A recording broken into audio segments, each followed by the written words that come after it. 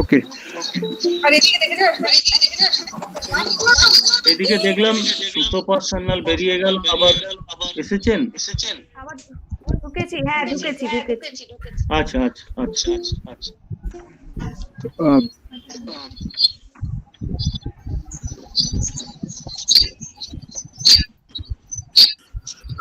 সবাই microphone please mute করে নিন।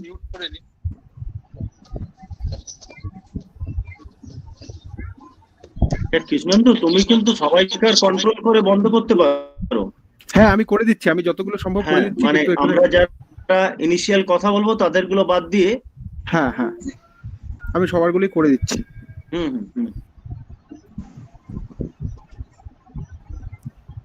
ইউটিউব ঠিক আছে কৃষ্ণেন্দু? এক মিনিট, আমি চেক করে নিচ্ছি। হ্যাঁ, ইউটিউব ঠিক আছে, ইউটিউব রানিং। তাহলে আমরা স্টার্ট করতে পারি। কিন্তু সবাইকে কন্ট্রোল করে বন্ধ করতে পারো।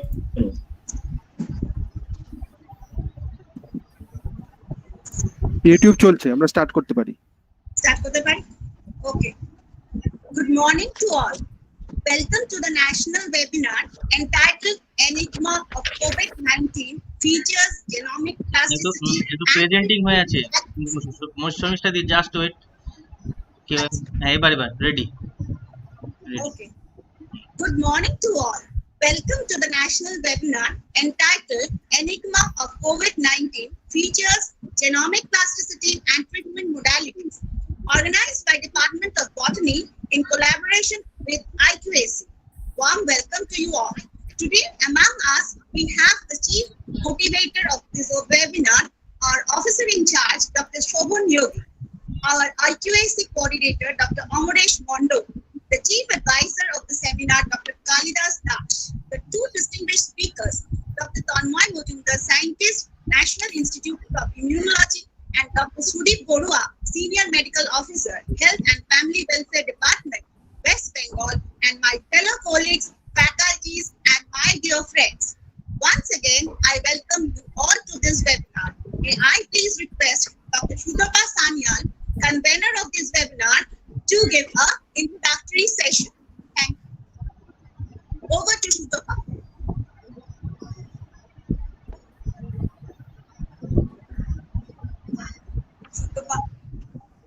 সুতপাদি।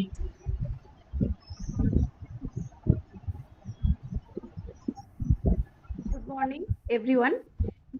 I am Dr. Sutopa Sanyal, Department of Zoology, Krishnagar Government College. Welcome you all to this webinar. Department of Botany in collaboration with IQAC of Krishnagar Government College. We heard about pandemic in history, but we never thought of facing such a pandemic in our lifetime. COVID-19 has made our life totally impossible. Our known world has transformed into an unknown one. We are fighting against COVID-19. Our forefront workers, like our doctors, our nurses, our polices, our scientists, and other essential service providers are working against it. I think we should not be panicked, and we should know the enigma of the disease. We should know the treatment modalities of the disease, the types of the disease, the different strains responsible for the disease. And in this context, I welcome two eminent speakers in today's webinar, Dr. Tanmoy Mojumdar, scientist, National Institute of Immunology, and Dr. Sudip Borua, Senior Medical Officer, MR Bangul Hospital.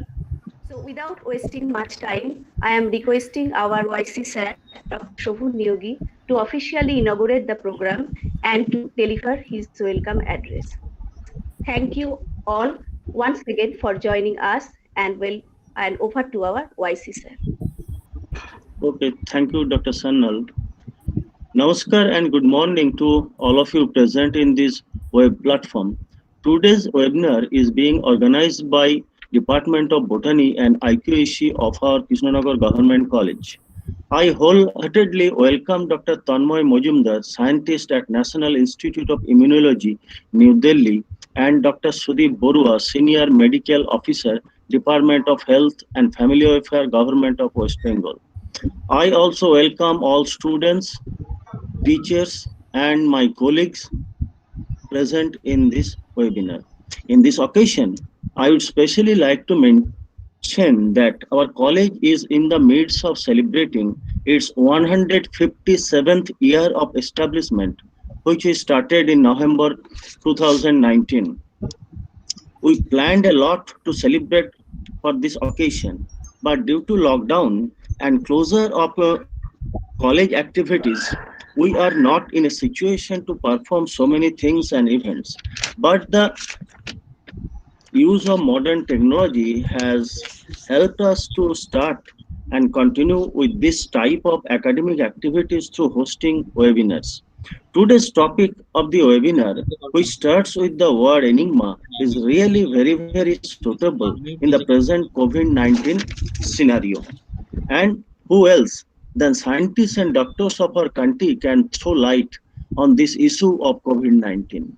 I once again welcome Dr. Mojumdar and Dr. Borua, our two distinguished speakers, and now I hand over and open this webinar for discussion to Dr. Sutapa Sannal.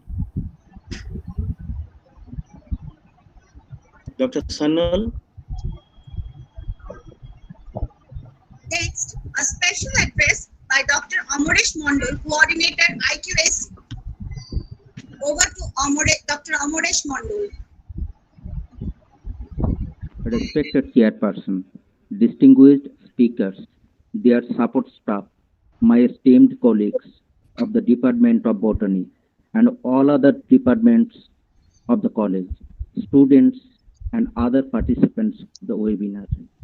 It is my pleasure to have been asked to speak some words in this one-day national level webinar on the enigma of COVID-19 features, genomic plasticity and treatment modalities, organized by the Department of Botany in collaboration with Internal Quality Assurance Cell of the college. On behalf of IQAC, I would like to encourage all HODs to organize webinars and other academic activities through online platform at this pandemic time. I am happy to announce that more than 7 webinars are to be organized in this month of July 2020. We have already organized 3 webinars by 3 different departments: physiology, chemistry, and botany, in collaboration with Internal Quality Assurance Cell. Department of Botany, Mathematics, Chemistry, and Political Science are ready to organize more 4 webinars during this month of July. Dr. Shobhan Niyogi, officer in charge of this college, has already mentioned that we have been celebrating on 75th anniversary of Krishnagar Government College since 27th November 2019. Dr. Pintu Banerjee is not only the head of the Department of Botany, but also the secretary of the organizing committee of 175th anniversary celebration committee.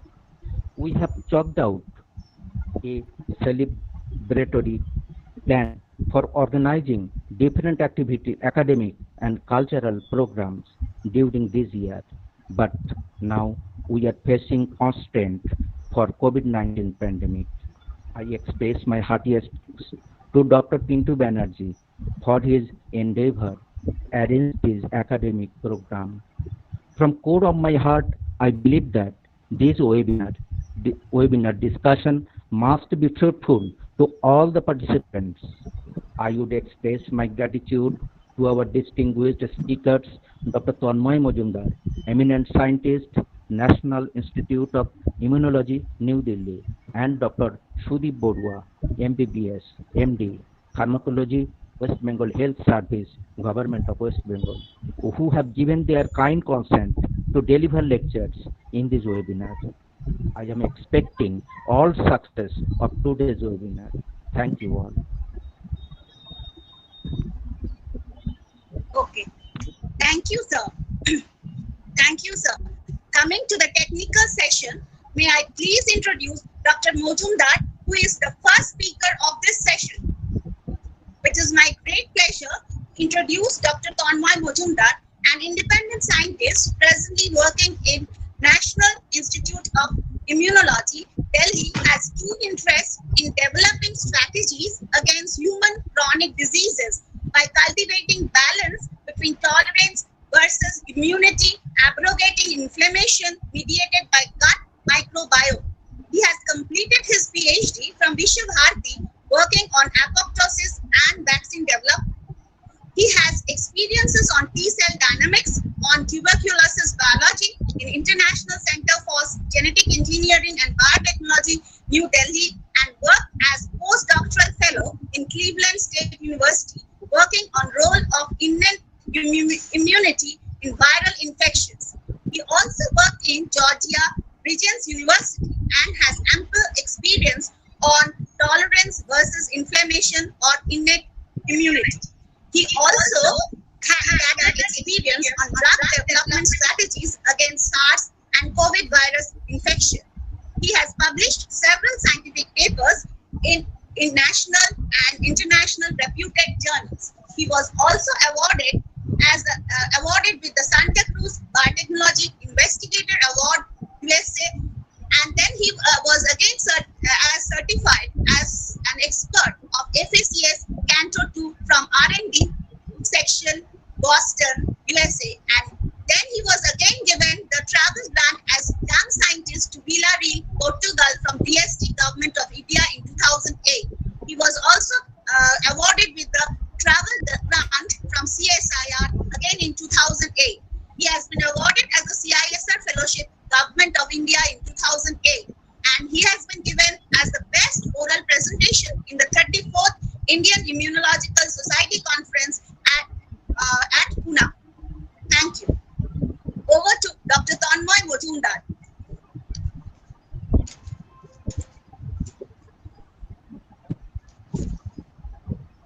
Dr. Mojumdar. Dr. Mojumdar, please unmute. Please unmute. Please unmute yourself. Dr. Tanmay Mojumdar, please unmute yourself. Dr. Mojumdar. Yes. Yes. Now presentation window, right? Okay. Yeah. Present window. Please carry on. Hold on.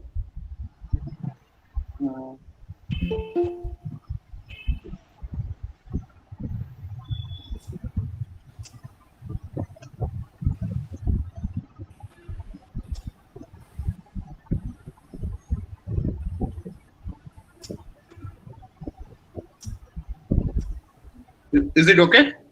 Yes, it is okay. You can carry on. So thank you, Sarmeshadi.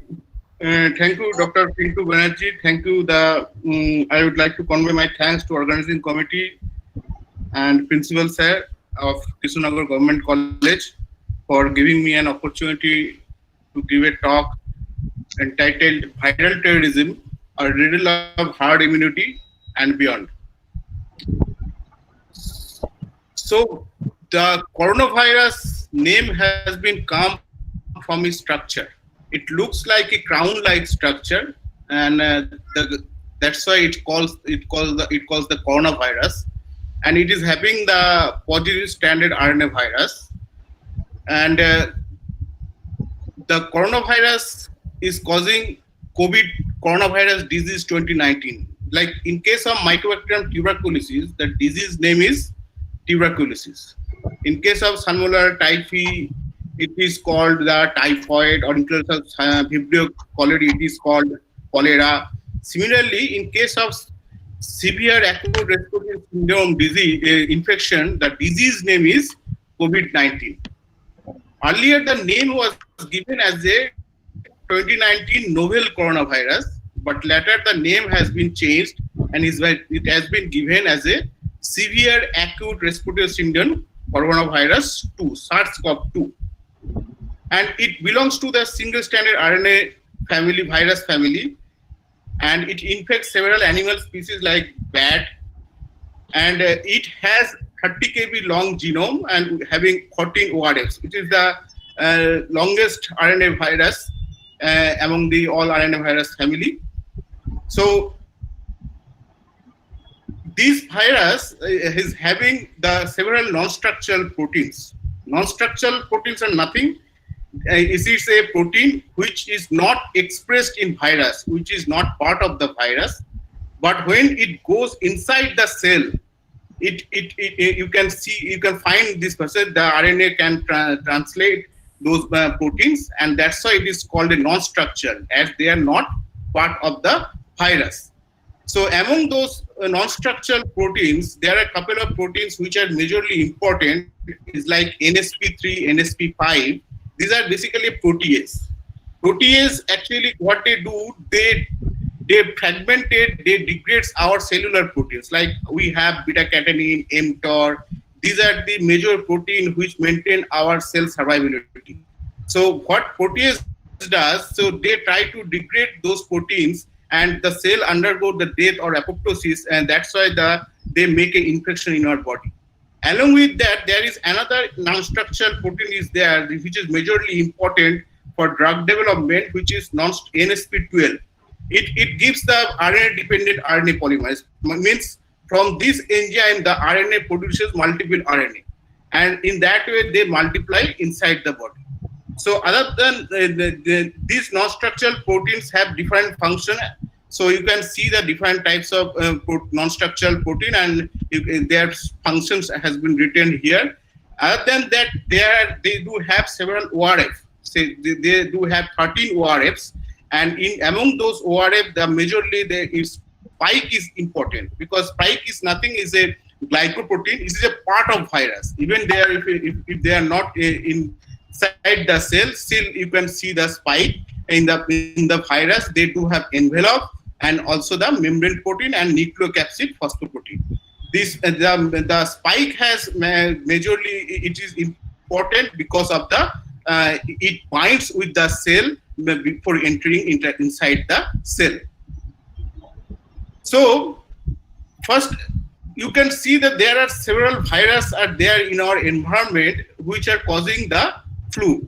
Among them, influenza virus, rhinovirus, respiratory virus, adenovirus, parainfluenza virus, and also there is one bacteria which is called Streptococcus pneumoniae. So all these pathogens, they do have the genomic material, either RNA or DNA, and mostly they are causing flu in our body by infecting through aerosol or through the contaminated utensil fomites. But most of in those cases, they do have, a couple of them are vaccine, but those vaccines doesn't work for long term because they do mutate very fast. So best remedy to get rid of this infection is the physical distancing. I don't go with the social distancing term because it creates a division among society. Who are the infected, they are completely isolated from the society. So I would go for the physical distancing term is more appropriate. We should be socially close, but physically we should be isolated from the infected and uninfected people. So now the question is that, is it really a mysterious virus? Is it a really enigma? So name says a lot of things. It starts from the SARS-CoV-2. Why not SARS-CoV-1? Or why not only SARS-CoV? So there, can you hear me? Yes. Yes, you are audible. Okay. So, so the thing is that, so first question is that, is it a new virus? The SARS-CoV-1 or SARS-CoV, only the SARS-CoV, at that time we didn't know that SARS-CoV-2 will come. So it is named as only SARS-CoV. So it was appeared in 2002 and 2003. And this virus infected 26 countries, 8,000 people got infected and 774 people died. So that means this is not a new novel virus. That's why the novel virus, from novel virus, the name was changed later as a SARS-CoV-2. Now the problem, where the problem comes out, why we are so much scared, where that frightened environment, why it was developed, because of since January onwards, the World Health Organization, along with World Health Organization, all the social media, including the virologist, epidemiologist, heart specialist, hepatologist, top of the all the so-called intellectual journalists, except immunologists and pharmacists, they started to claim that this is super dangerous virus. There is no immunity in our body. It is a novel virus. That's why the whole world will be evacuated. Whole world will be in trouble. And because of that threat has been generated among the news channel, among the society, it creates such a attention. But it doesn't mean that it is not dangerous. It is, of course, it has a infectivity, high efficiency. So, but the scared environment developed, which is not desirable for a normal society. So, another problem is that no till date there is no testing has been done between the COVID patient and non-COVID patient with this antibody testing. Means the antibody is not taken by the normal people and to check that whether the antibody has the titer with the SARS-CoV-2 virus. So that was not also has been done. Fourth, only there is one paper has been published from Berlin where they have shown that the presence of SARS-CoV-2 reactive C cell in COVID-19 patient and healthy patient means the reactive T cells, just mind that, reactive T cells which recognize the SARS-CoV-2. That means these T cells already knew this virus from the past. And these T cells which are coming from the healthy cells can recognize the SARS-CoV-2. That means those people T cell already have seen the T cells, a SARS-CoV-2. So where from this SARS-CoV-2 is coming? Where from this virus is coming? That means this virus already has come in different regions, and that's why T cell already knew this virus, and they are giving the T cell proliferation. So here is the paper that has come where they are saying that the S-reactive CD4 T cells, S means spike. So these CD4 T cells can recognize the spike protein of the SARS-CoV-2, and among 83% of COVID-19 patient, that is expected that COVID-19 patient already have infection, so T cell can recognize the spike protein. But who didn't have any infection, these 34% people also recognize this spike protein. 34 people T cells can recognize the spike protein. So that means the T cells already is having the antibody for the and T cell based B cells also is having the antibody for this spike protein. So this is the a novel, I can say novel observation that the non-COVID patients also is carrying the immunity against the spike protein. So now the hello. It's audible. Now, Yes. I thought okay. Am I too fast? No, it's okay. Fine. It's okay. Okay. So next thing is that the first we have to understand that how this virus infects in our body. So this virus, as you see, that this is the earlier one, SARS-CoV-1, and this is the SARS-CoV-2. So they do have the spike protein outside. And what they do, they binds with our cell membrane through one receptor. This is present in our membrane, that is called androgen converting enzyme 2. This is ACE2. So the spike ACE2 binding is required for entering the virus inside. So this spike has two subunits, S1 subunit and S2 subunit. So this spike protein has two subunits, S1 and S2. And among this S1 has one major domain, that is the receptor binding domain.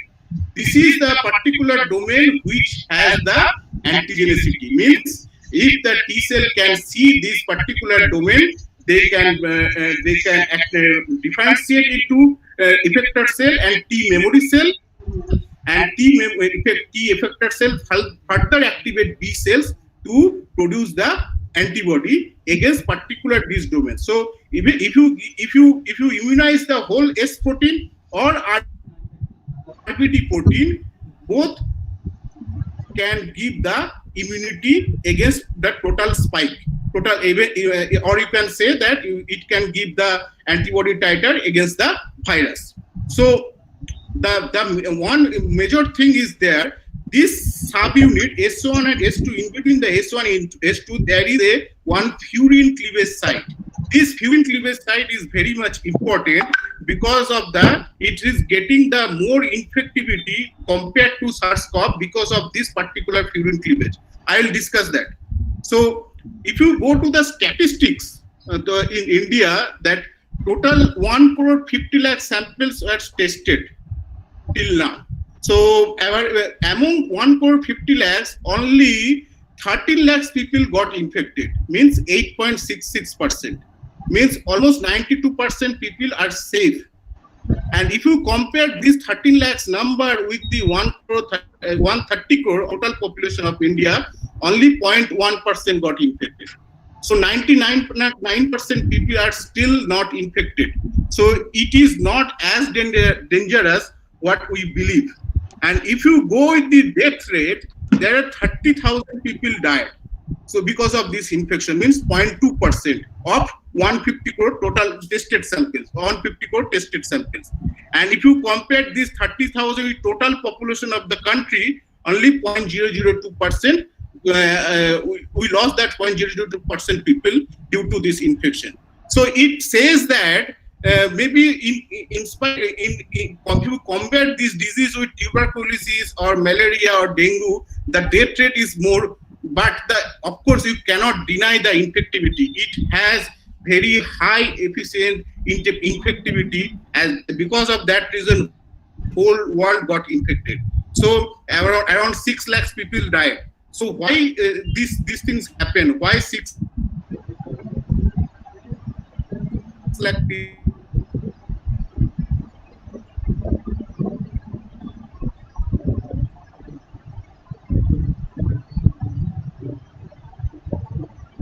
people die? This is the spike protein.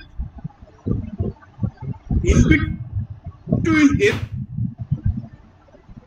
S1 subunit and S2 subunit, there is a furin cleavage. There is an enzyme called furin.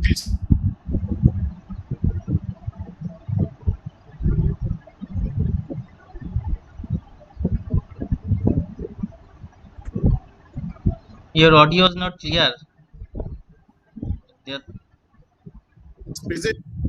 Tanmoida, your audio is not clear.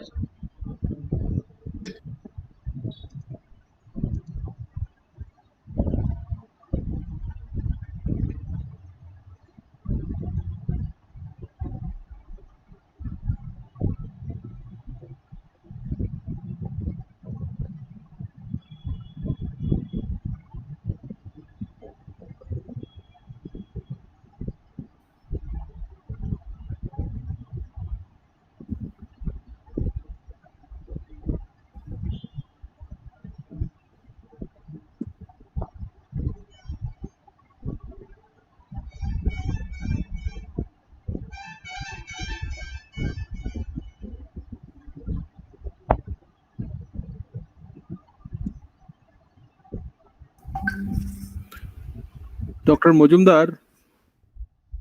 Hello. Hello. I think he has some network issues at his end. Let us wait for some time. Yes, we should do it.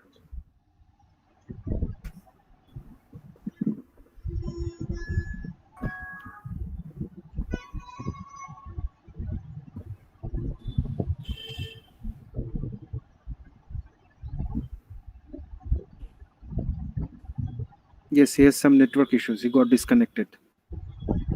Yeah.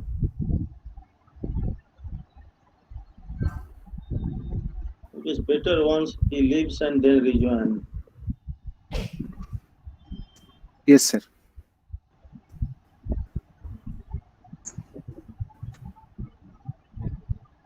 There is some sort of problem, technical problem is going on. He'll be carrying on later. Yeah, he is once more visible. Yeah, he's on. Dr. Mojumdar is visible, but audio is off. Audio showing off. Kaushik, please Yes, switch yes. on the audio. Can you? Dr. Mojumdar, Dr. Majumdar, Audio, Doctor. your microphone is muted. please unmute yourself. Yeah.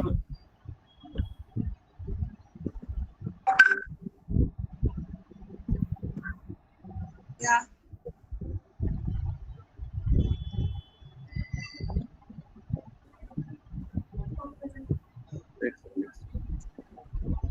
Yes, yes, Dr. Mojumdar, your microphone is okay. Yes. Or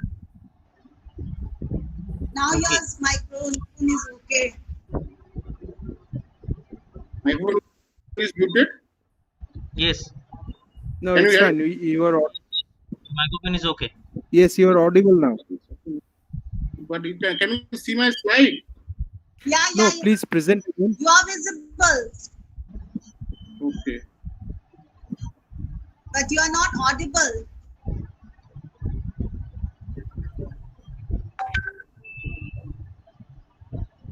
Can you see me now? Can you hear me? Can you see my slide? Yes, yes, Yeah, yes, you are audible. yeah, you can carry on.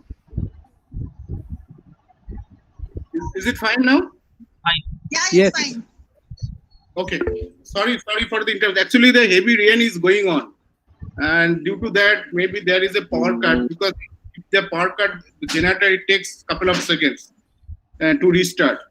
And so, okay. So, shall I start with this thing statistics? Okay.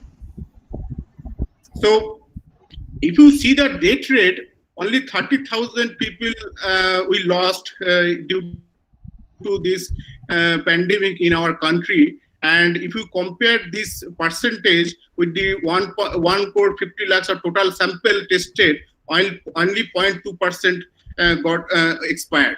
And if you compare this thing with the whole population of the country, only 0.002% has died. So the numbers says that it is not that much infectious compared to if you compare with tuberculosis or malaria, because in tuberculosis and malaria the yearly death rate is more than this infection. But still there is a high infectivity. Why the virus is having high infectivity? We have to find out that why this virus has spreaded all over the world. Almost 6 lakhs people has been died. So to understand these things, we found that there is a spike protein sequence. Here is the spike protein sequence, and there is a S1 subunit and S2 subunit. Can you hear me? Yes, yes. Yeah. So in the in between the S1 subunit and S2 subunit, in case of SARS-CoV-2, there is a furin cleavage site. So if you see the SARS-CoV-2 mutant, another mutant 2, mutant 3, even in SARS-CoV mutant 1, mutant 2, there is no furin sequence. This particular PRRAR, this is the PRRAR, or proline 2-arginine, alanine, and arginine. This particular sequence between S1 and S2 of this spike protein is present only in SARS-CoV-2. So because of that reason, this furin, what they do, furin cleavage site. Furin is an enzyme which is present inside of our cell, and it has a protease activity. So what they do, they clipped in such a way. So S2, this is the S2 and S1, they make such a conformation.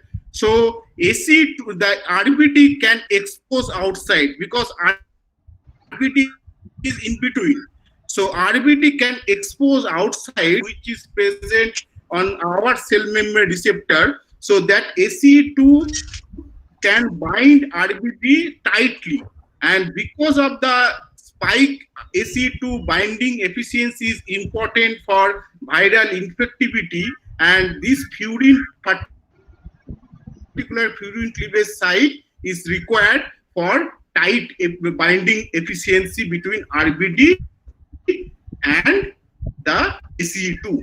So So it has been speculated that the unique furin-like cleavage site in this spike protein is responsible for its high infectivity as well as high transmissibility. So now the question comes, if they enter inside that cell, how do they infect? So to understand this thing, we have to understand first the innate immunity. Our innate immunity is our first line of defense. So mostly people ignore this immunity pathway, but this is the first line of defense which is required to activate our adaptive immunity. So innate immunity has so many pathogen recognition receptors like TLR4, TLR2, TLR1, 5, 6, 10, which are present on the membrane, and there are several pathogen recognition receptors present in endosome like TLR3, TLR7, TLR9, STING, and also some of them on the cytoplasm regae, LGP2, MDA5. What they do, they recognize the danger molecule of the pathogen. It's called pathogen associated molecular pattern. Like in case of salmonella or parasite, they do have the DNA, and that has been recognized by the STING molecule or TLR9 molecule. Even in virus, though they have the different type of RNA or DNA, those RNA or DNA was recognized by either TLR3 or regae, LGP2, MDA5, etc. So after pathogen recognition receptor binds with this pathogen associated molecular pattern of the pathogen, then it gives a downstream signal where IR3 binds with acts as a transcription factor, binds with the interferon stimulating regulatory enzyme, and it helps in interferon type 1 induction. So this is interferon type 1 is interferon alpha, beta, and type 2 is interferon gamma. So interferon type 1 is helping for clearing the virus. This is the major pathway for antiviral induction. So, and in case of bacteria, when the salmonella type Vibrio or tuberculosis infects, there is an inflammatory cytokine releases which helps to activate the adaptive immunity like T cell pathway or B cell pathway, and in that way the adaptive immune system get activated. So this pathway is majorly involved to regulate our T cell biology or B cell biology. So in case of coronavirus, this is the spike protein, and the RBT portion of spike protein, it binds with the ACE2, but it is for its tight binding, there is another transmembrane protease serine 2 is required. Most of the people ignore this portion, but it is very much important. This transmembrane protease, what they do, they clip the ACE2, a particular fragment of the ACE2 falls down. As the particular fragment of ACE2 falls down, so ACE2 opens up, and then that spike protein tightly binds with this ACE2 receptor. So if this particular serine protease, if we inhibit with this particular molecule, this is a small inhibitor, navamostat, at that time, the virus cannot bind with the ACE2. And if the virus spike protein cannot bind with the ACE2, then RNA cannot be released inside the cell. So other than this serine protease, there are another serine protease is there, that is the TIMPRAS4 and ST14, the suppression of tumorigenicity protein. So don't look into all the bars. If just look into here where I am showing, suppose this is the TIMPRAS2 here, but no ACE2. If TIMPRAS2, ACE2 is not there, so if ACE2 is not there, there is no binding of virus with our ACE2 receptor, because ACE2 is absent, so there is no viral titer. But when the ACE2 binds with TIMPRAS2, like it is on membrane and TIMPRAS2 is also there, at that time spike can bind and it gives a viral titer. Here the viral RNA was measured by the PCR. Then here you can see that when ACE2 is there and TIMPRAS2 and TIMPRAS4 both are there, there is a maximum viral titer. Means this serine protease helps to clip the ACE2 very fast, and that way the spike can bind with the ACE2 and it gives the maximum viral titer.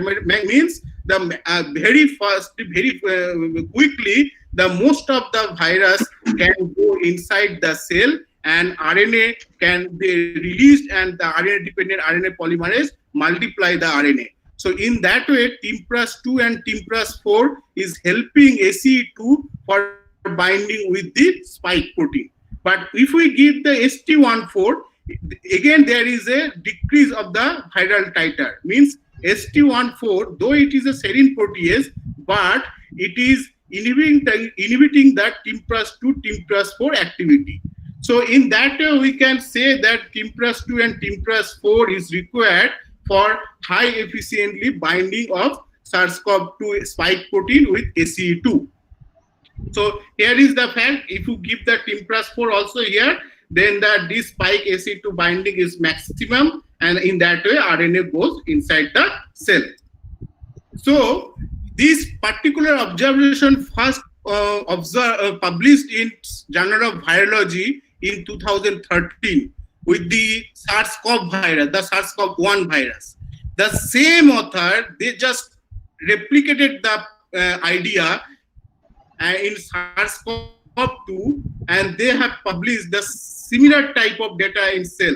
So you have to understand the choosing of the topic. So as at that time when they published in 2013, SARS-CoV was not that, didn't have that much importance. But as the SARS-CoV-2 creates the pandemic, and that's why similar type of data, there is a little bit changes in the data, but idea is completely same. They just replicated the idea here. The same author, you can see Stephen Fallman and Stephen Fallman. Even the Hoffman is also here. The same author, they replicated the idea and they published in SARS-CoV-2. From this data, you can understand that being a young scientist, choosing a topic is very important when you start your career. If you choose a real global problem, then the quality of publication will be very good. So that is the example here you can get. So now we come into the treatment part. So treatment or protection. Curative means the treatment, prophylactic means the prevention. So here you can see the drug, here you can see the vaccine. So now one group of authors, what they have done, they did that they developed antibody against SARS-CoV-1.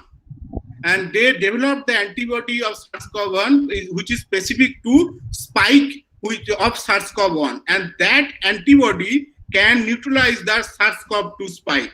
So that means the SARS-CoV spike and SARS-CoV-2 spike, though there is a difference in furin region, but the RBD region is same. As the RBD region is same, because RBD is the major antigenic part, so that antigen develops the antibody inside the body, and this antibody can neutralize when SARS-CoV-2 infection happens. So that's why there is no entry. So SARS-CoV polyclonal antibody inhibit SARS-CoV-2 spike antibody and inhibits the entry of the inside the cell. So how does it happen?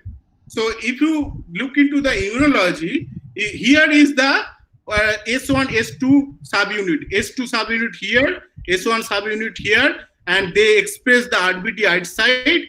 And here is the macrophage or dendritic cell, which is known as the antigen presenting cell. So it has the ACE2, and ACE2 binds with the RBD.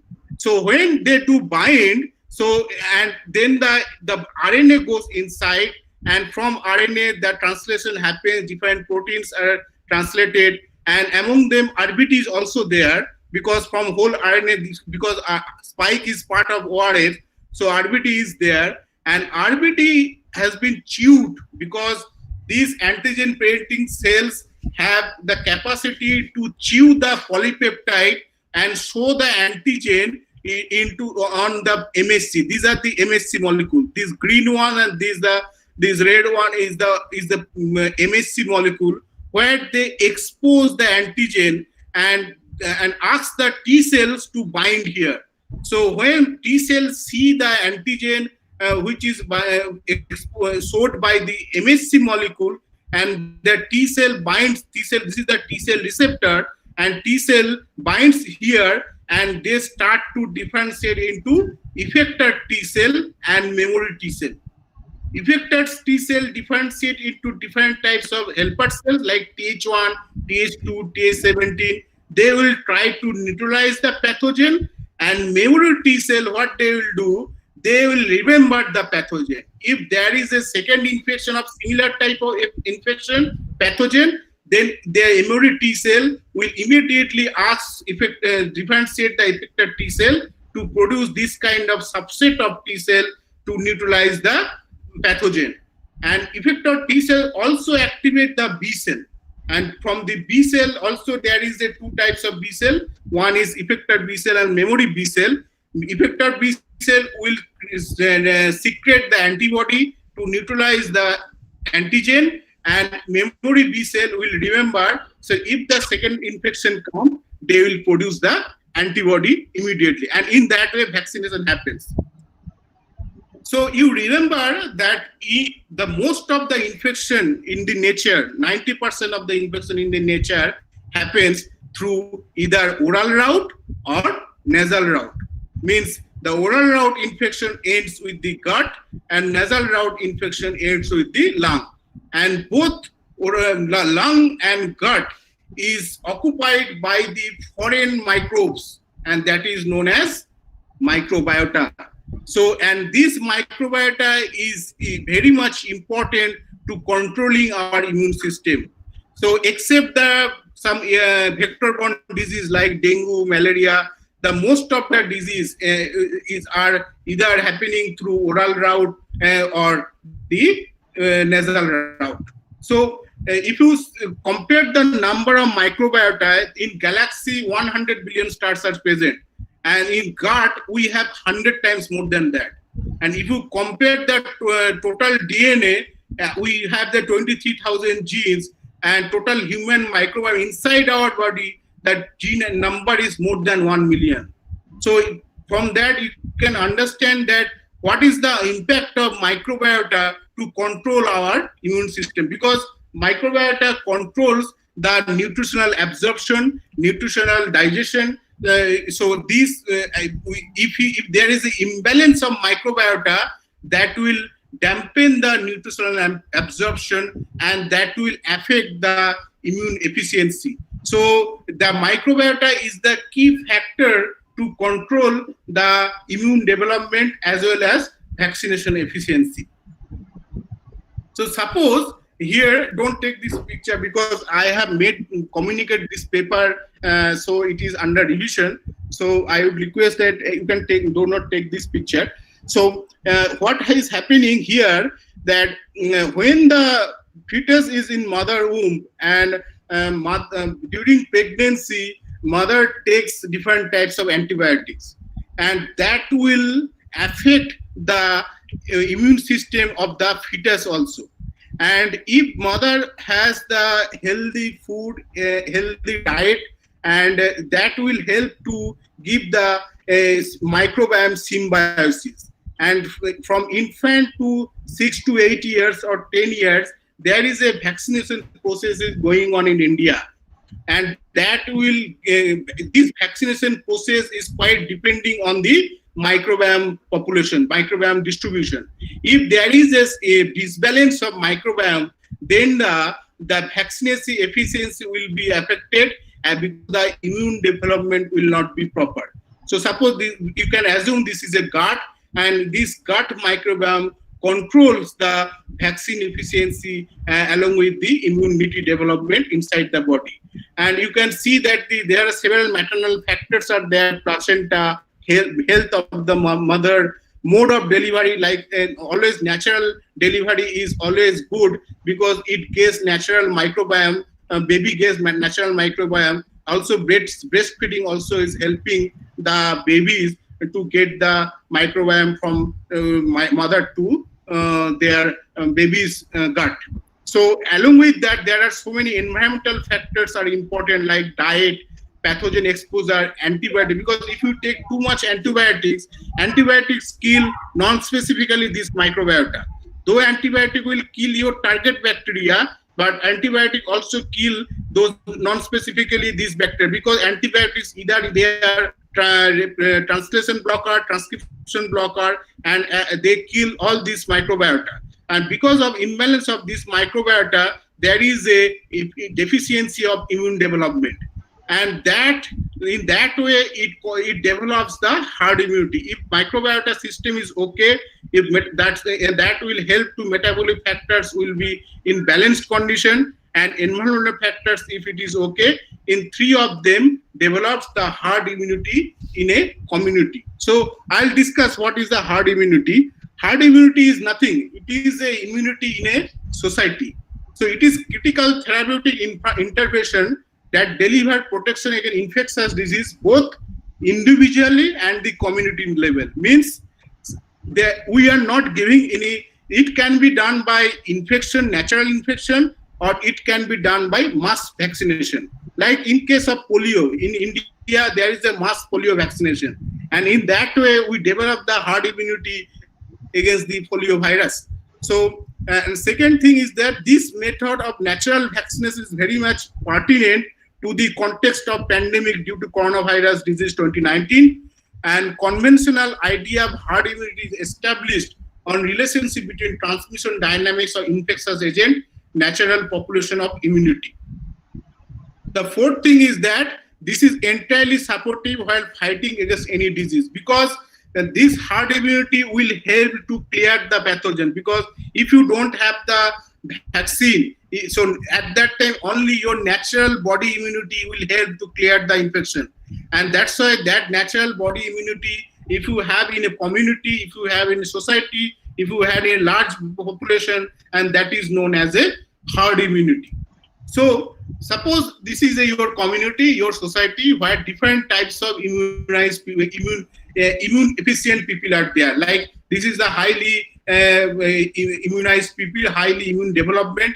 They are less susceptible, but they are too much susceptible. So you know that in your society, these three types of people are there.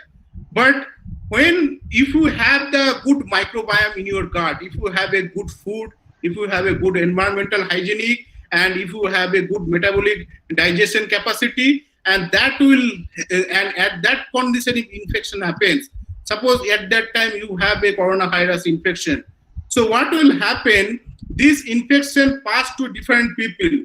But if this person get infection, and this will not, the infection cannot give much disease or cannot affect it because it has a good immunity. But it can transfer little bit of infection here, and that way this infection is transmitting towards the population. If these people got infected, they might die because they are susceptible, but they are quite resistant and they are spreading the immunity among the community. And here you can see this increased immunity is spreading much larger number in a community, and in that way the herd immunity developed. But when there is a dysbiosis, suppose there is a damage in the epithelial cell, in the microvilli, in the gut, so and there is a dysbiosis of microbiome, so there is no good metabolic digestion. If there is no good metabolic digestion, and if at that time their infection happens, and the society that gets infection, and it will pass the infection in different people, and but these people have the dysregulated immunity because of the less microbiota, because of the less nutrient, because of the imbalance of environmental factors, their immunity is not good. So because they don't have the good immunity, they cannot prevent the infection. And in that way, if at that time, if we start the vaccination, and that will be crippled.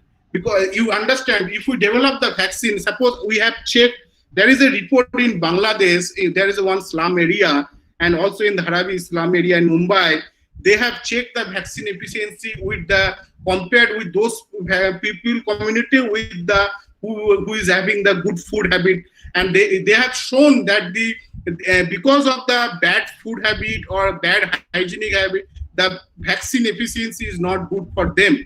But if you have the good food, good environment factors, then at that time vaccine efficiency will be more. But here vaccine efficiency will be less, and that's why a sick population you can find. So this is in that way the herd immunity is developed due to the environmental factors, metabolic factors, and also the hygienic factors, and which are basically controlled by the microbiome of our body. So now what is happening in India? Why in India the resistant is good against the coronavirus? Again, I am saying that you can see that lot of people were asymptomatic. Means people are saying, doctors are saying they do have infection, but they don't have the disease. One thing is, remember that all of you understand the PCR system. The PCR is what that it can detect a tiny RNA, and that tiny RNA will be multiplied, and it will show in big way. So in case of coronavirus testing, we are doing also the PCR. So suppose if you have an infection and your body cleared already, but tiny RNA is left over, and that particular fragment has been taken for testing, and it will give a positive result. That doesn't mean that you are positive. You remember that in microbiome, in our gut, we have salmonella, we have Vibrio. In your lung, we have TB. That's why we do one-two test, we get the positive. That means I am not a tuberculosis patient. I am not a cholera patient. I am not a typhoid patient. Though PCR will show that there is a cholera positive, tuberculosis positive, that doesn't mean that I have a disease. I may exposed with that virus, but our body immune system has ability to clear that pathogen. So what happened in India, you remember that in every small village there is a primary hospital, and in India for last 20-30 years there is a rigorous vaccination process. There is a very rigorous vaccination process is going on at very low, from the grassroots level, from the small hospital, and it has been given in free. Suppose there are 4 vaccines are given. Suppose it is the chickenpox, BCG, influenza vaccine, or any other kind. You can say the adenovirus vaccine you can give it. So at that time in the body there will be the different types of antibodies will develop. It's called mixed antibody. One, two, three antibody from here, couple of antibody from here, couple of antibody here, couple of antibody from here. So in the body there will be the mixed antibody. Suppose a new infection comes. Suppose it is a corona infection, you can think. And if the antigen of this antigen can match with any of these pathogens, any of these, so then the antibody what we have, it can bind with this antigen and will neutralize the virus. Do you understand? Means the antibody which are present already because of this vaccination, this antibody can recognize those antigen. If they can recognize, then it will immediately bind and will neutralize. And that is called a heterologous immunity. Heterologous immunity means the antibody is for different pathogen, but this antibody is giving protection against the second pathogen, which is new pathogen. That is called heterologous immunity. If this vaccine can give protection against only this infection, that is called homologous immunity. Like BCG. BCG, it gives the protection only against tuberculosis, that is called homologous immunity. If the polio virus is giving protection, polio vaccine is giving protection against our corona infection, that is called heterologous immunity. So that is called that. So I believe that similar type of thing is happening in India because of rigorous vaccination. But it has some negative point. What will happen? Suppose this is a pathogen, it has different types of antigen. This is the X antigen, Y antigen, and so antibody is developed against the particular, and antibody binds with this antigen, and will neutralize.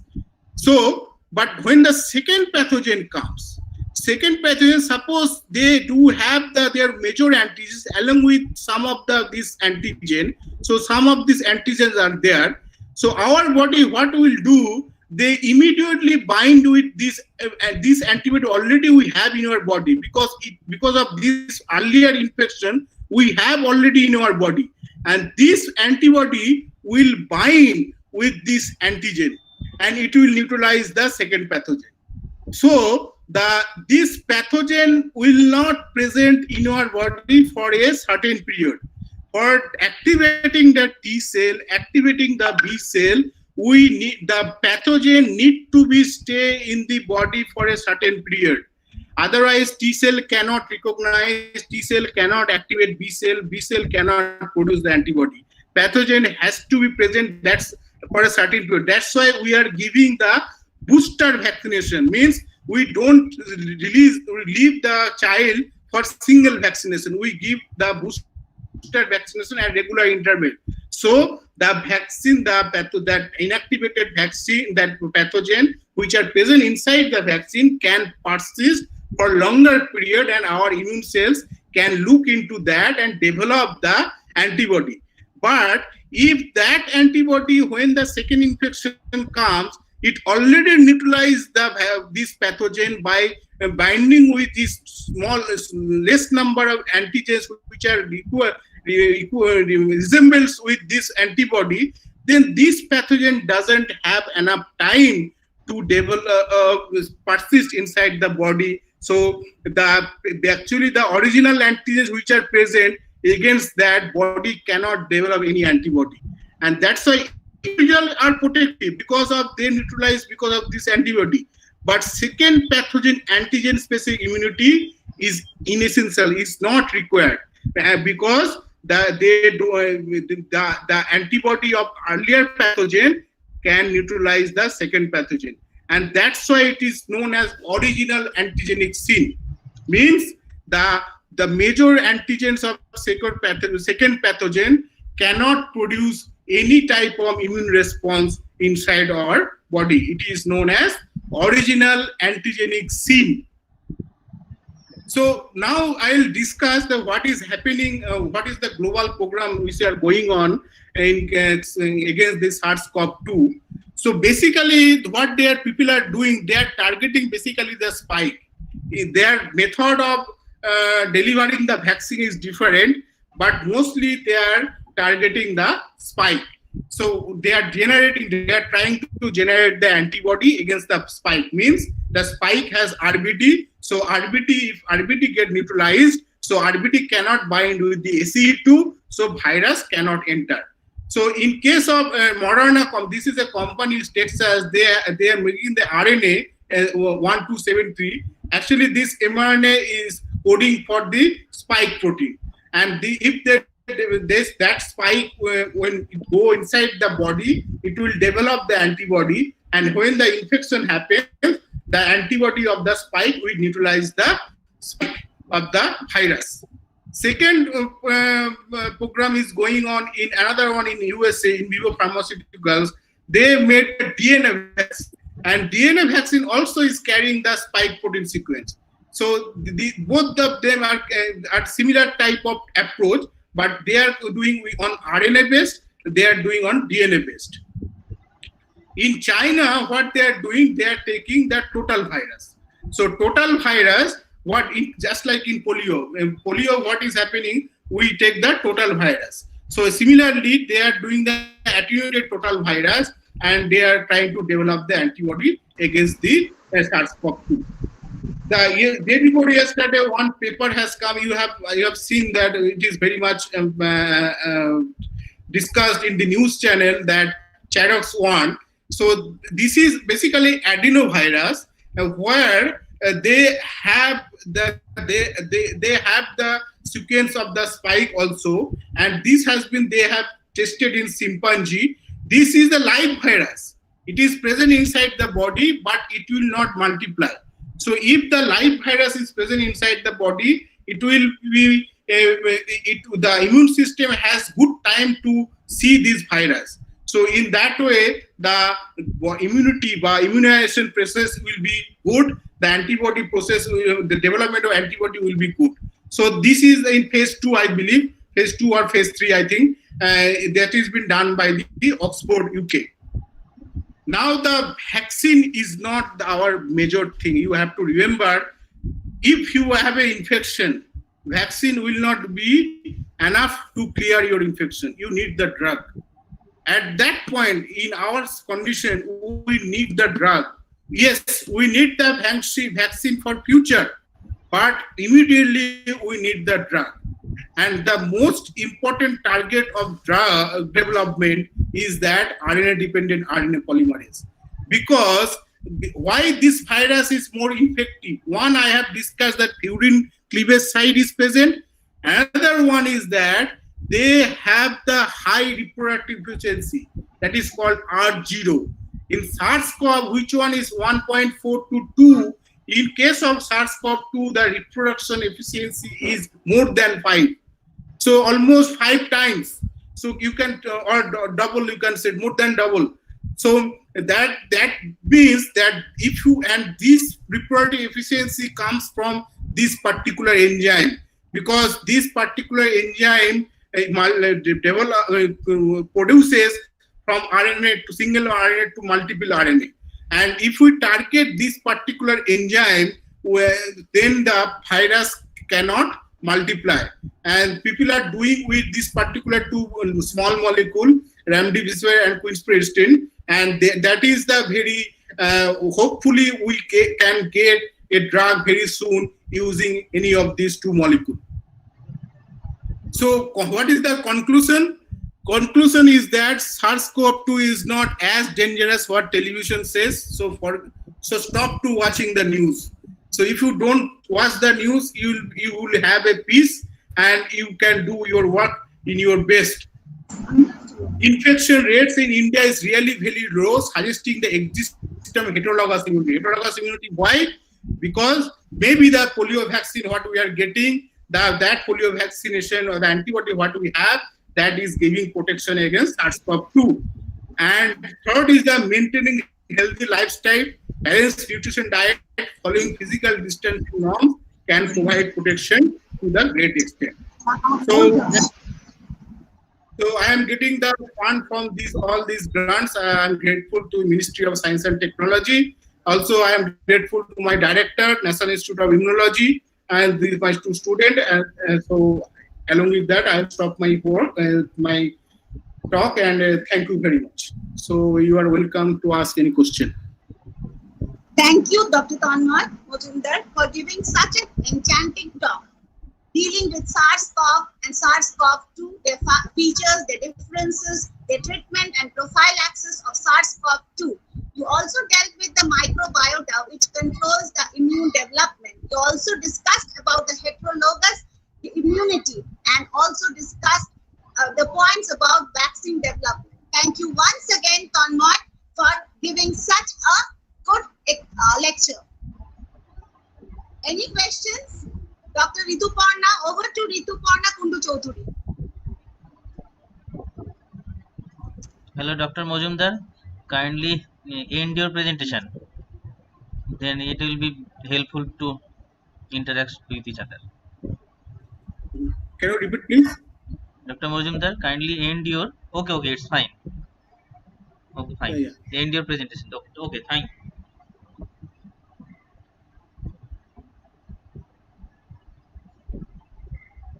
Hello, Rituparna di.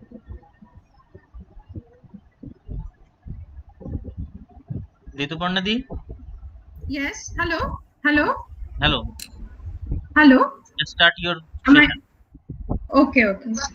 Thank you, Dr. Majumdar, for your insightful and informative presentation on SARS-CoV-2. We have some questions from our chat box, and please allow me to present them. So first question is, during infection, how coronavirus target apoptosis signaling pathway? What are the role of anti-apoptotic and pro-apoptotic proteins in this context? Okay, so is there any report on apoptosis? The coronavirus is doing apoptosis. I don't know, but I can tell you that what is happening. See, some of the literature is saying that these one thing remember that good virus, good pathogen, they don't cause the apoptosis. If you try to infect in your body, body needs to be viable. The cell has to be viable. Like in case of tuberculosis doesn't want to kill the cell. If the cell will die, of course the pathogen will die. So good pathogen never want to kill the cell. Good pathogen will suppress the immune response, and in that way they will not help the immunity to detect, okay, look at me, I am here. They never do these things. Good pathogen always try to suppress the immune system, and slowly they invade in our immune system. In case of cancer, the similar type of thing is happening. So immune system, they want to escape the immune system. In case of coronavirus, I don't know whether there is any report of apoptosis or not. But yes, as it dies, if there is a death within a 10 days or something, there must be going on apoptosis. But till date, the mechanism of apoptosis, whether it's a caspase 8 mediator or caspase 8, 9 mediator, that I don't know. But you remember that if apoptosis is happening, that means coronavirus is not a good pathogen. Okay. Thank you, sir, very much. The next question is it possible to attend herd immunity without proper vaccine? Hello, am I audible? Is it possible to attend herd immunity without proper vaccine?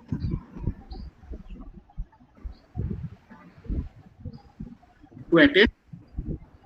Yes. Okay. Because herd immunity is possible without vaccination. Yes, it is possible. Because natural infection sometimes develop the herd immunity. Okay. Thank you again. Again, there is another question.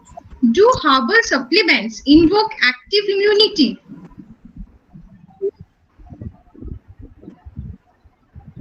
Please?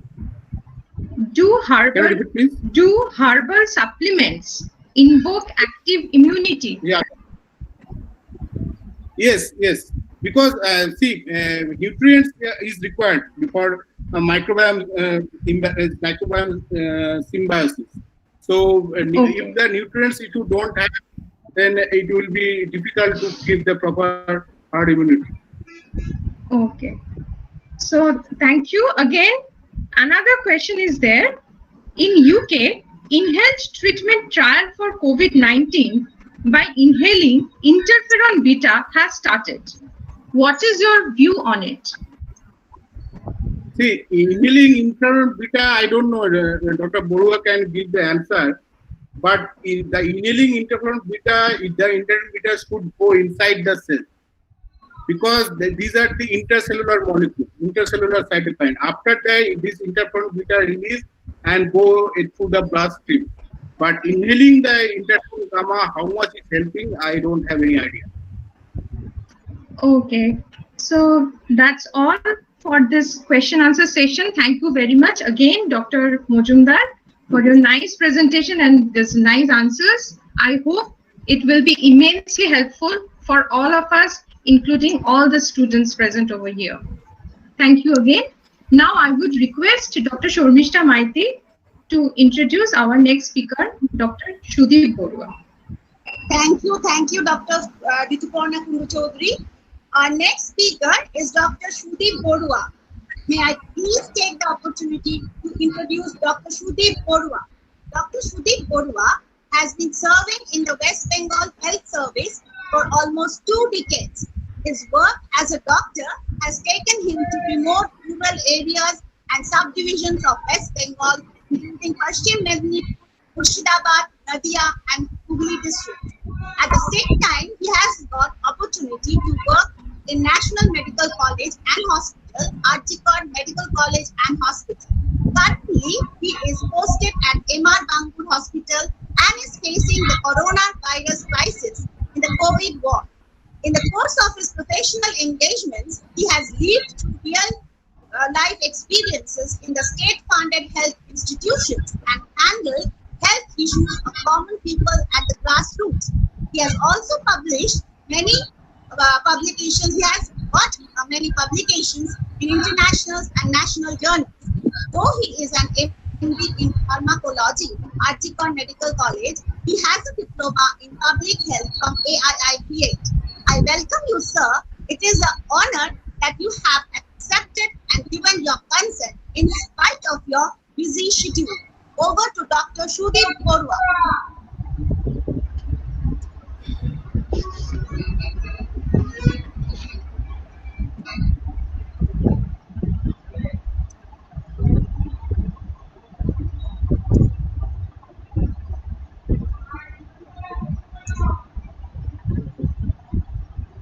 Dr. Borua.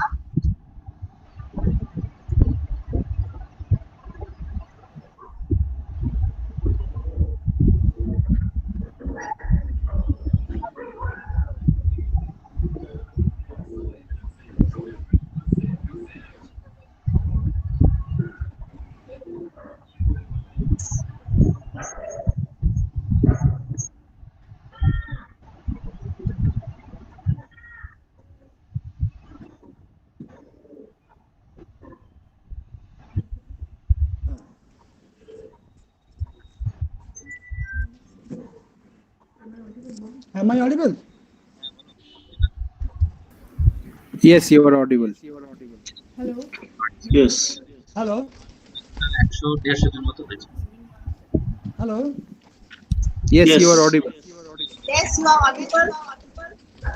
হ্যাঁ Carry on, doctor. মানে Please carry on. হ্যাঁ ওরকমই হবে তো করবে তোমার, কিন্তু তারপরে Hello. Hello. থাকবে না, এরকম হবে। Hello. Yes, you are audible. ঠিক আছে, এখন উনি তো শুরু করলেন আপনি। আর Can you hear me? Yes. Yes. কিছু করবে তো সব দেখা যাচ্ছে ভিডিওটা। তুমি মুভ করছো, কিছু করছো আর কি ব্যাপারটা I hope নড়ছো। all of you can hear me. ক্যামেরাটা মাঝে মধ্যে অপরাধ করে। Yes, sir. Yes. Good afternoon, everyone. Before I start my presentation, I express my gratitude to the organizers of the webinar for inviting me to deliver this ঠিক আছে, web talk. Thanks particularly Dr. Pintu Banerjee, who is a long time friend. It is always a humbling. Hello? শুনতে পাচ্ছি না। Yes. Audible. Acha, it is always a humbling experience when you come to the banner of a 175 years old institution like Krishnagar Government College. I feel greatly honored. The topic of my presentation is features and treatment modalities of COVID-19.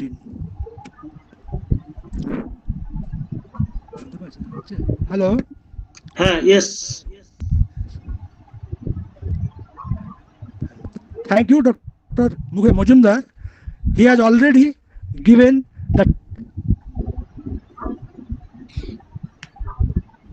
very good introduction on the topic and made my work easy.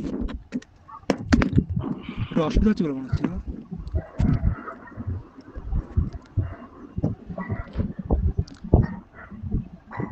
I presenting my PPT. Hello? Yes. You can see the slides. Can you see the slide? Yes. Yes, right, sir. Oh, okay. Features and treatment modalities of COVID-19. Yeah, 19. Okay. History. Now first, I have started with the history regarding COVID-19. It's caused by coronavirus. The coronavirus is not a new one. It was first characterized in 1960, and mainly two types of coronavirus are found: alpha and beta. In SARS, COVID-1, that caused the severe acute respiratory syndrome, and was outbreak in the year of 2002 to 2004. And also MERS COVID that caused the Middle East respiratory syndrome, Saudi Arabia, in year of 2012. And last this year, last 2029, nearly December, SARS-CoV-2 was found. WHO named this virus novel coronavirus COVID-19, COVID-19, 2019. Severe acute respiratory syndrome, SARS-CoV-2, is a new virus. Therefore called novel. It causes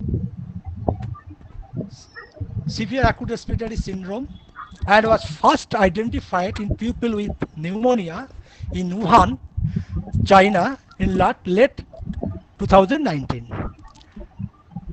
It is probably developed in animals, but is now spreading among the human population also. The virus itself is an RNA virus with a lipid cell and protein spikes.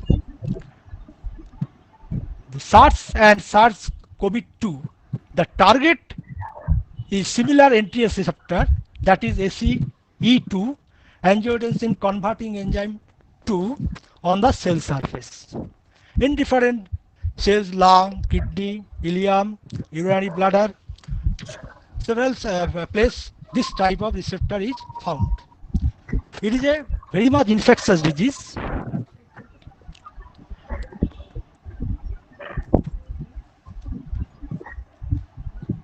It is a very much infectious disease. Chance of infection is high in population.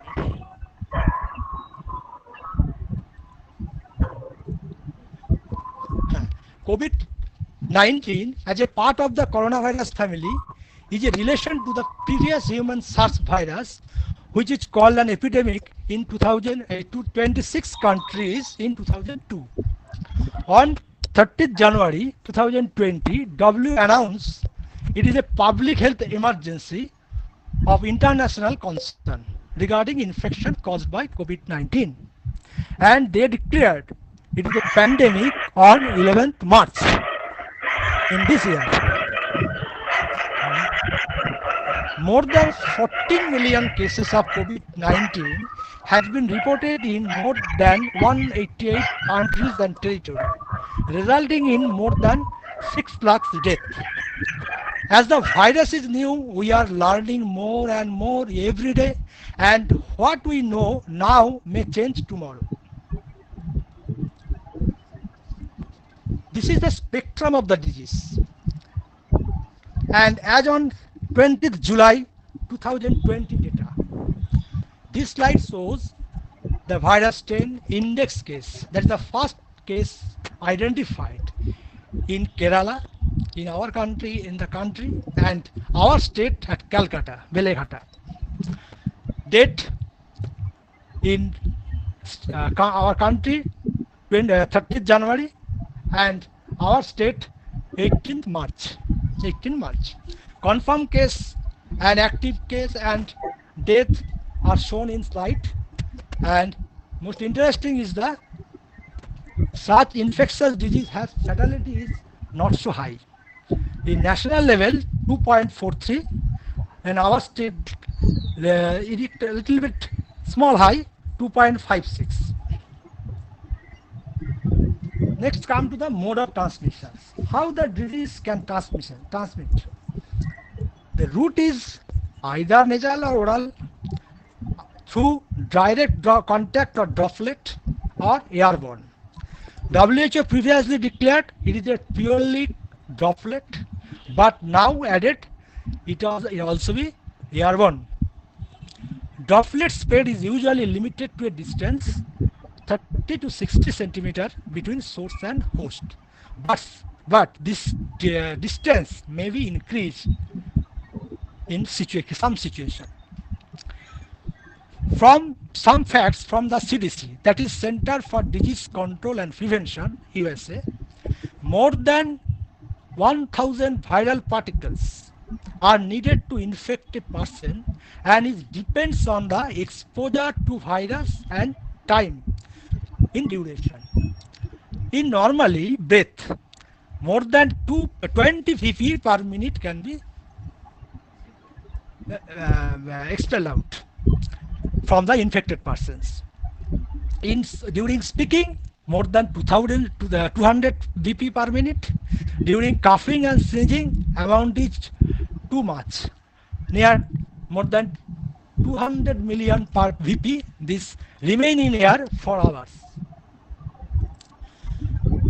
This COVID-19 disease usually has symptoms like any flu or viral fever, any other viral fever, and it symptom maybe appears 2 to 14 days. That is the incubation period of the virus.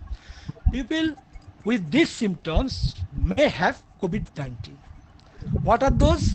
Those are fever or chill, cough, shortness of breathing or difficult breathing, fatigue, muscle ache or body ache, headache, loss of taste or smell, sore throat, congestions or runny nose, nausea, vomiting, or even diarrhea may be present. Any disease categorization is much so important as per treatment is concerned. We are categorized the disease according to the sign symptom, mild, moderate, severe, or any disease in all over the world. WHO categorize the disease. WHO ICD-10 codes for every disease. In this disease, they are at under section 07.1 COVID-19 virus identified. When COVID-19 virus not identified in RT-PCR test, then code 07.2, it is means that clinically COVID virus not identified, but epidemiologically diagnosed and categorized either probable COVID-19 or suspected COVID-19. Basic investigation. We have seen the normal investigation and normal value. If there is a deviation, we suspect the disease. The items are temperature, oxygen saturation, easily measured by pulse oximeter, respiratory rate per minute, pulse, blood pressure, complete blood count to see the any infection is found, blood glucose, and mental state, altered sensorium, either altered sensorium or not. Other investigation, this investigation not usually help the COVID-19 patient, but along with the others complaint, we must see the following investigation to see the comorbid condition. ECG, any cardiac abnormalities there, serum creatinine or urea, renal function to see the renal function, liver function test, X-ray chest posterior anterior view on admission or every third day or at worsening of symptoms, CT scan chest. Most important part is the management of COVID patient, that is the sample collection. We are collect the sample, usually nasopharyngeal swab or oropharyngeal swab for RT-PCR test.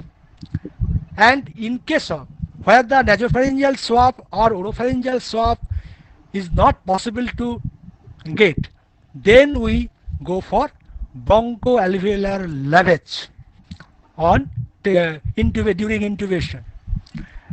Lactic dehydrogenase enzyme assay even may require echocardiography. And serum ferritin level, D timer, any coagulation abnormality is appear, we can find this by this test. And ABG, it is most important test as per severe, moderate to severe patients. And this slide I like to show the AVG report. Usually from AVG report, we can assess the acute respiratory distress syndrome.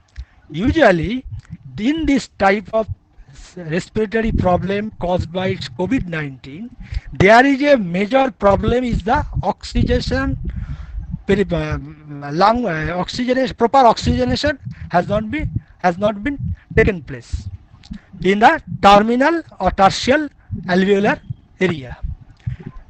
We are provided oxygen and do perform the AVG test and see the partial oxygen pressure in arterial wall, that stands for PaO2, and fractions of inspiratory oxygen. This data is helped to AVG report, from collect the AVG report, and we can find the patient is suffering from mild or moderate or severe respiratory distress syndrome. Next, come to the sample collection.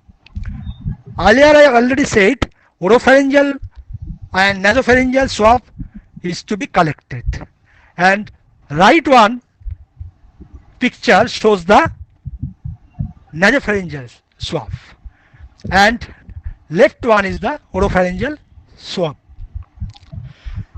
And after collection of the swab, this specimen is collected to the VTM, that is viral transport medium, 2 to 8 degrees centigrade for 72 hours preservation, and sent to the laboratory as early as possible. Next, come to the some important pictures of chest X-ray and CT scan view chest. In this chest X-ray findings, right one, you can see the dense blackening area of the lung is reduced by white opacity. Rather, it is shown that white opacity, that is consolidated tissue, is replaced the lung tissue, normal healthy lung tissue. And next, the side picture shows the ground glass opacity, and in this picture opacity more increases. Lung aeration is grossly hampered. This is the CT scan findings of that patient. This red mark area is shown as the whitish area. This is the consolidated area. Okay? Okay. Can you hear me? Okay. Yes. Fine. শুনতে পাওয়া যাচ্ছে. Okay. Next, come from the treatment modalities. Clinical management protocol of coronavirus infected disease 19 based on the Indian Council of Medical Research, well known as ICMR, and Ministry of Health and Family Welfare, Government of India. And this modality is based on 3rd July 2020. All suspected and confirmed COVID-19 cases are currently being treated and managed home isolation either or COVID care center or dedicated COVID hospital. For mild or pre-symptomatic condition, go to the home isolation, and severe respiratory or symptomatic problem, patient should go to the COVID care center or dedicated COVID hospital. Next, come to the triage. What is triage? Triage is a term commonly used in our public health management. When the natural calamities or disaster took place, we are categorize the severity of such calamities and rescue the patient and save the life and decrease the casualty. And first of all, any symptom, suspected COVID, patient come to the hospital, and according to the symptom, we are segregated. If it is asymptomatic or my pre-symptomatic, it can be home isolated. Is suspected COVID has severe acute respiratory infection complaint, then keep the patient in ward and do the test. If the test is confirmed but mild case, symptom is not so severe, level 3 hospital. And if the confirmed and severe, moderate to severe complaint, then go to the level 4. That is equipped ICU mandatory.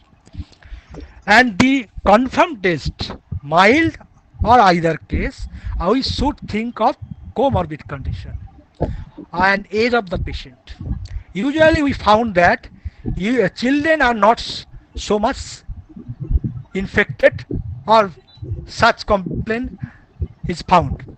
But in case of old age, with comorbid condition, lung pathology, kidney pathology, liver pathology, hypertension, diabetes, cerebrovascular accident, etc., or HIV, cancer, immunocompressive drug use, etc., we think of such comorbidity with special attention. According to severity level 1 and level 2 COVID hospital are COVID suspect. According to severity of the level 3 and 4 COVID hospital for COVID cases. Not yet tested suspect and positive case must be kept in same hospital. Must not be kept in same hospital. Patient will be transferred to appropriate level according to report and severity. The term is usually well known in media, home care. In our country, so large in large population, home care is so much important to lessen the burden of hospital. Our country, due to scarcity of hospital bed, not only government hospital, private hospital also, we can reserve the hospital bed with severe patient, and identify the patient in close monitoring, with close monitoring.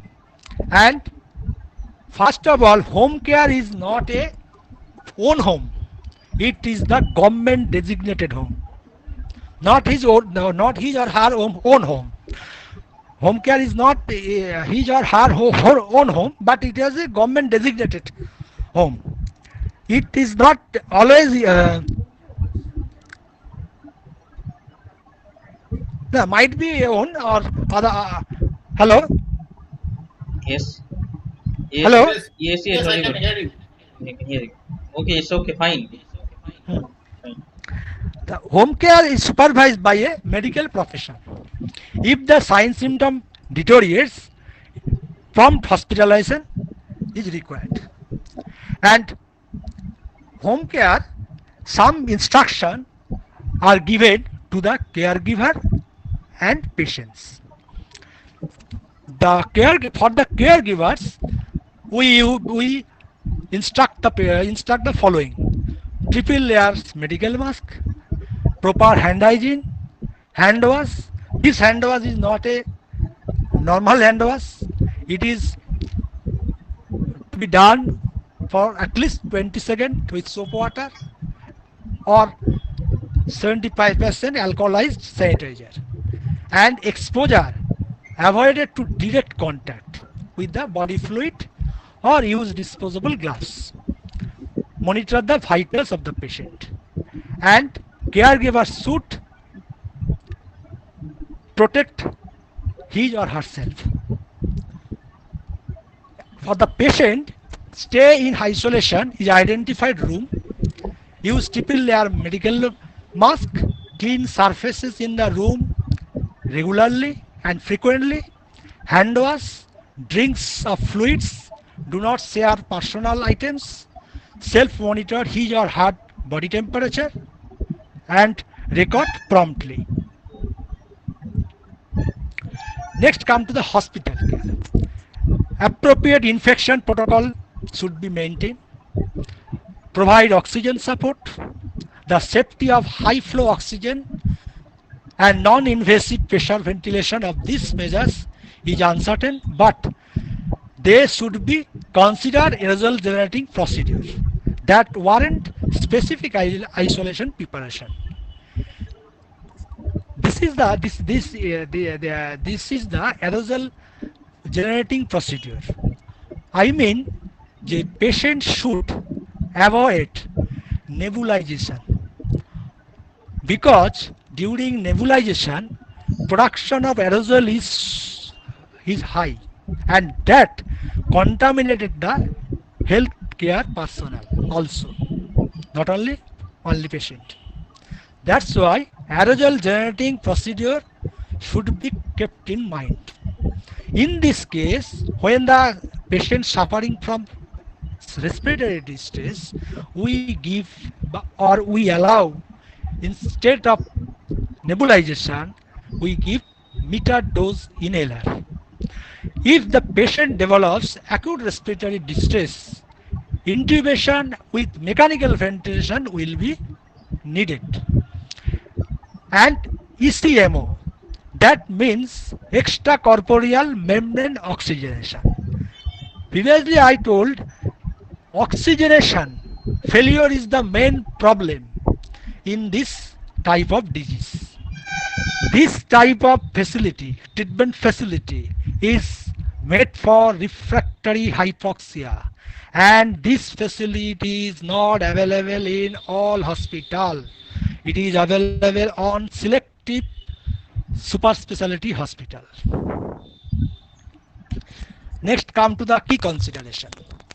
Drug to be used only under the prescription only.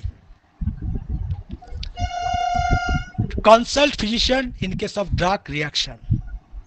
Any asymptomatic contact should remain home quarantined. That is home quarantine. Asymptomatic person showing symptom should immediately seek medical service. In this context, mental health should be considered. In such disease, mental health is deteriorated. Yoga may help with increasing the boost of the mental health. Next, come to the COVID protocol.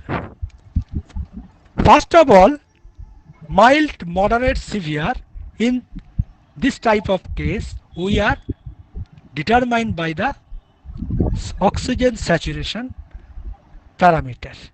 If normally 95 to 100, it is the normal. When the below the 94, the patient may complain mild respiratory distress. In case of 90 to 94, moderate. Less than 90, patient is severe, the in room air. Pulse rate normally 18 to 24. 24 is more than 24 in mild case, and 24 to 30 moderate, and more than 30 it is the severe case. And this type of patient usually present pneumonia, severe or mild. In case of moderate or severe, but mild, in case of mild case, there usually no pneumonia is seen. In CT scan or CT chest, normally mild, in case of mild case, cannot be well calculated or well diagnosed. In case of lung invasion is more than 25 to 75 or more, then chest X-ray or ECG, chest X-ray or CT scan findings is more evident, and gradation is made for mild case grade 1, moderate grade 2 to 3, or grade 4 means that is the severe condition. Now, this slide, next slide, is for the comorbid condition or severe complication. Usually, in COVID-19 patient, when the patient complains to mild to moderate or then severe, there is the septicemia or septic shock may develop. In that context, this parameter should be assessed. NLR, that means neutrophil lymphocyte ratio. This is altered in case of severe, massively in severe cases. C reactive protein, in short CRP, that is indicate the chronic infection in any form. That is next to ferritin, that is the iron. As we know, the oxygen carrying capacity has iron, so ferritin level is decreased in case of moderate to severe. Lactate dehydrogenase, interleukin 6, liver function test, all to be done to see the status of comorbid condition. Next come to the treatment part. Routinely we are given for temperature, high rise of temperature, fever, for paracetamol. In case of sore throat, cough, we can give antitussive, cough syrup, vitamin C. If in case of acid peptic disorder, we can give proton pump inhibitor group of drugs, that is omeprazole, or orally or injectable form. Then come to the fluid. Fluid is also important part in case when management of the COVID-19 patient. In case of mild, fluid can be allowed orally, but moderate to severe, we can go to the intravenous fluid. And normal saline or ringer lactate may be given as per requirement. The next, the drug, popular medicine, very popular medicine, hydroxychloroquine is not a new drug. It is a old drug, and patient for rheumatoid arthritis, rheumatic fever, etc. It is drug is given in case of asymptomatic, symptomatic, or chemoprophylaxis of suspected patient. What are the dose? Day 1, 400 milligram twice, followed by 400 milligram OD, 5 to 7 days. And what are the problem of this drug? This drug may change the cardiac arrhythmia, may develop cardiac arrhythmia. And before this drug, ECG should be done. If ECG is not a baseline, normal, hydroxychloroquine not be given. Oxygen support. It is the very important part in the as COVID management is concerned. For mild case, usually oxygen is not required. For moderate to severe, oxygen is required. And oxygen requirement is determined by saturation level. We can give oxygen if the need 4 liter per minute through nasal mask. If the demand is more, then through face mask.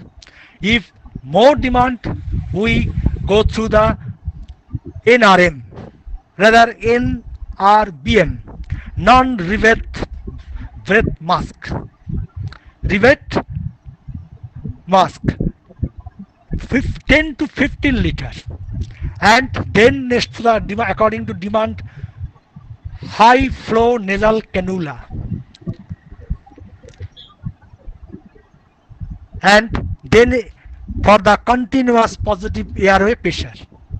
The aim is that oxygen capacity of the patient is deteriorating time to time. We are given oxygen on requirement to patient response. If the patient response is not so good, we are forced to give oxygen, and that is the CPAP, continuous positive airway pressure. And the NRM, this type of oxygenation, here the special bag is there which contains concentrated oxygen with a valve. That's why expelled air cannot go to the concentrated oxygen chamber. Expelled air to be out to be expelled out other channel. Then patient with continuous concentrated oxygen can be provided to cope up the oxygen hypoxia, to cope up the hypoxia. And this type of high flow nasal cannula and CPAP, this is facility is only available in ICU setup, not in normal ward. Next comes the another important part, proning. Proning means not opposite to supine position. Eyes directed to the floor, not to the roof. What are the advantage? We can give the oxygenation by or air more to the terminal alveoli. In general, alveolar aeration is improved in proning position. Awake proning, if 4 liter per minute oxygen requirement, 30 to 120 minute prone, 30 to 120 minute left lateral posture, 30 to 120 minute right lateral, and that's go on. Change the posture and special attention to the patient because chance of fall from the bed is there and falling from there. And in case of severe, prone ventilation also available in ICU setup with strict observation. Next come to the antibiotic. As I previously told, in this COVID-19 infection, there is a chance of infection or chance of septicemia developed. For that kept in mind, we can give antibiotic to control the infection or control the secondary infection. Usually given tablet azithromycin 500 milligram once daily 5 or 5 to 7 days.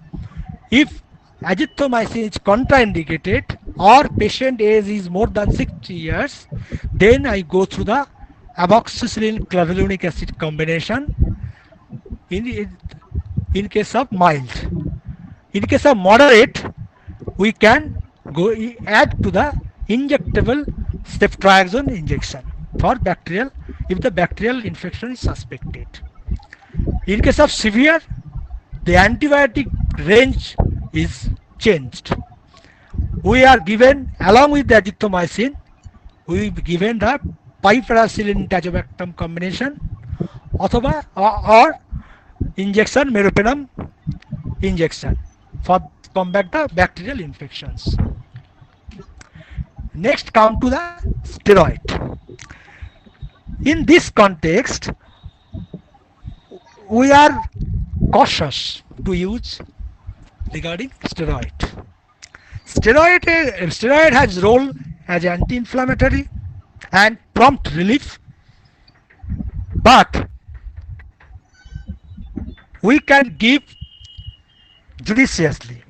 In case of asthma or respiratory distress or COPD, we can give metered dose inhaler and bronchodilator, either salbutamol or long-acting salbutamol, salmeterol, or ipratropium bromide, theophylline, etc. Or injectable form, dexamethasone or methyl prednisolone. In both cases of moderate to severe. Usually in mild case, we do not give steroid.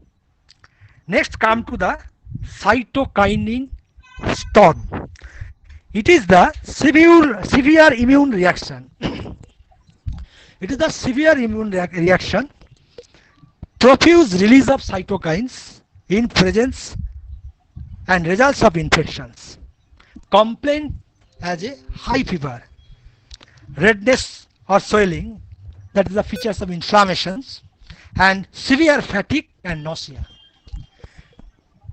Then we can give the tocilizumab. It is a one type of monoclonal antibody we can give to combat this acute emergency. Next come to the anticoagulant. Mild to moderate, in case of mild case, we are not usually given anticoagulant. In case of moderate to severe, we can give the patient low molecular heparin. It is the enoxaparin or deltaparin. In dose will be increased in severe cases. This anticoagulant is given to protect the patient from disseminated intravascular coagulation, and blood is to be liquefied. Thrombosis can be prevented. In this type of COVID-19 patient, sudden thromboembolism happen and patient may collapse suddenly. That's why anticoagulant use is very much important for moderate to severe patient. These are all of the treatment protocol, curative aspect. Next come to the preventive aspect. And preventive aspect, the status of vaccines. Draft landscape of COVID-19 candidate vaccines as stood on 15th July 2020. Such vaccines are completed phase 3 trial. This is the inactivated Sinovac developer. They completed phase 3 trial. Oxford University completed phase 3 trial. And biotech company Moderna complete phase 3, but reporting is that they are not yet recruiting the trial. And CanSino Biological Beijing, they already completed phase 2. 140 candidate vaccines are in preclinical vaccination and 23 candidate vaccines in clinical trial. Next come to the comorbid condition. Previously said that if the patient has comorbid condition, treat accordingly. As for example, patient is suffer from hypertension. Treatment protocol should be complainant's COVID-19 respiratory problem as well as hypertension should be normalized by medication. We can give medication routinely as before for the hypertension. In case of diabetes, we can give oral hypoglycemic drug or even insulin should be continued. Controlled diabetic should require to cope up the COVID-19. If the diabetes mellitus is not controlled, or rather not well controlled, chance of severity is more, or they are prone to severe complication. In case of septic shock or acute kidney infection, AKI, should be treated accordingly. And treatment, if the treatment is delayed, acute kidney infection is transformed to the kidney disease and dialysis may be required in that problem is appears. Monitoring. After treatment, monitoring is also important. BP, blood pressure and heart rate should be checked, respiratory rate, saturation, complete blood count, COVID profile test or D-dimer that is the coagulation profile, ECG, ABG, X-ray, all are done to monitor the patient smoothly. Then come to the discharge criteria. In case of mild patient, mild suffering, mild case, we are usually kept the patient in hospital 10 days. After 10 days, patient may be discharged. If last 3 days she or he do not have take antipyretic or no complaint of any shortness of breath, then can discharge after 10 days. And moderate is same as mild. But in severe case, is clinical recovery is required, and test repeat RT-PCR is required. In initially ICMR guidelines, this all type of patient repeat test 2 successive days negative is mandatory for before discharge. But now the repeat test is only for reserved for severe case. Mild or moderate case, no repeat test, repeat RT-PCR is required. Post-discharge advice. Patient in discharge certificate, we are written in bold letter, this is the home quarantine for 14 days. Strict home quarantine with other advices. Next come to the COVID and pregnancy. Very sensitive part, both of life, mother and fetus. Mild to moderate case, recovery is good, very good. In case of heart disease with COVID-19 and pregnancy, risk is higher. The no recorded data is never can be provided by available regarding vaginal secretion with COVID transmission, COVID-19 with pregnancy along with history of abortion, and MTP, indication of MTP with COVID, not recorded. Rather, no data is available. Next come to the standard precaution. Maintain the hand hygiene, use personal protective equipment PP according to the risk to serve the patient, respiratory hygiene, cough etiquette, maintenance the social distance. Actually, it is the physical distance, sanitization the surface and living space with disinfectant. Next come to the take home message. Prevention is most important. Prevention through the precaution. Avoid the 3 C's. Crowded places with many persons nearby, close contact setting, confined and enclosed spaces. If infected and diagnosed with COVID-19, immediately go either for home quarantine or hospitalization. These are the helpline for any emergency or any information regarding COVID-19 in our country or state. These are the helpline. Finally, we be careful, not fearful. Thank you.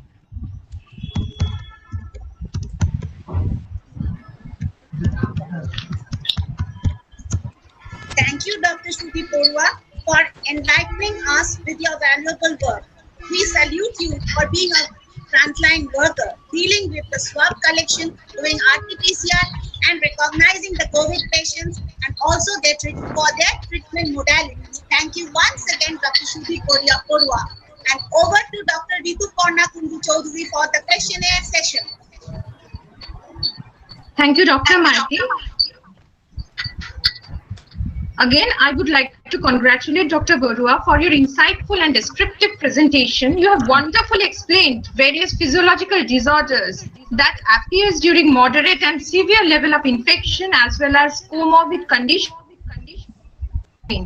Also, as a preventive and treatment measure, various self-care and home care instructions has been advised by you abiding COVID protocol based on ICMR guidelines.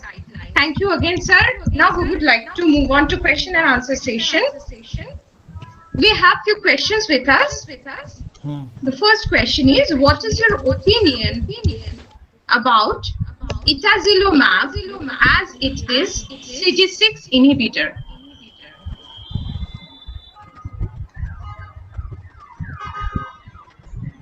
It is given. Should I repeat? Please repeat. What is your opinion about itazilumab as it is CD6 inhibitor?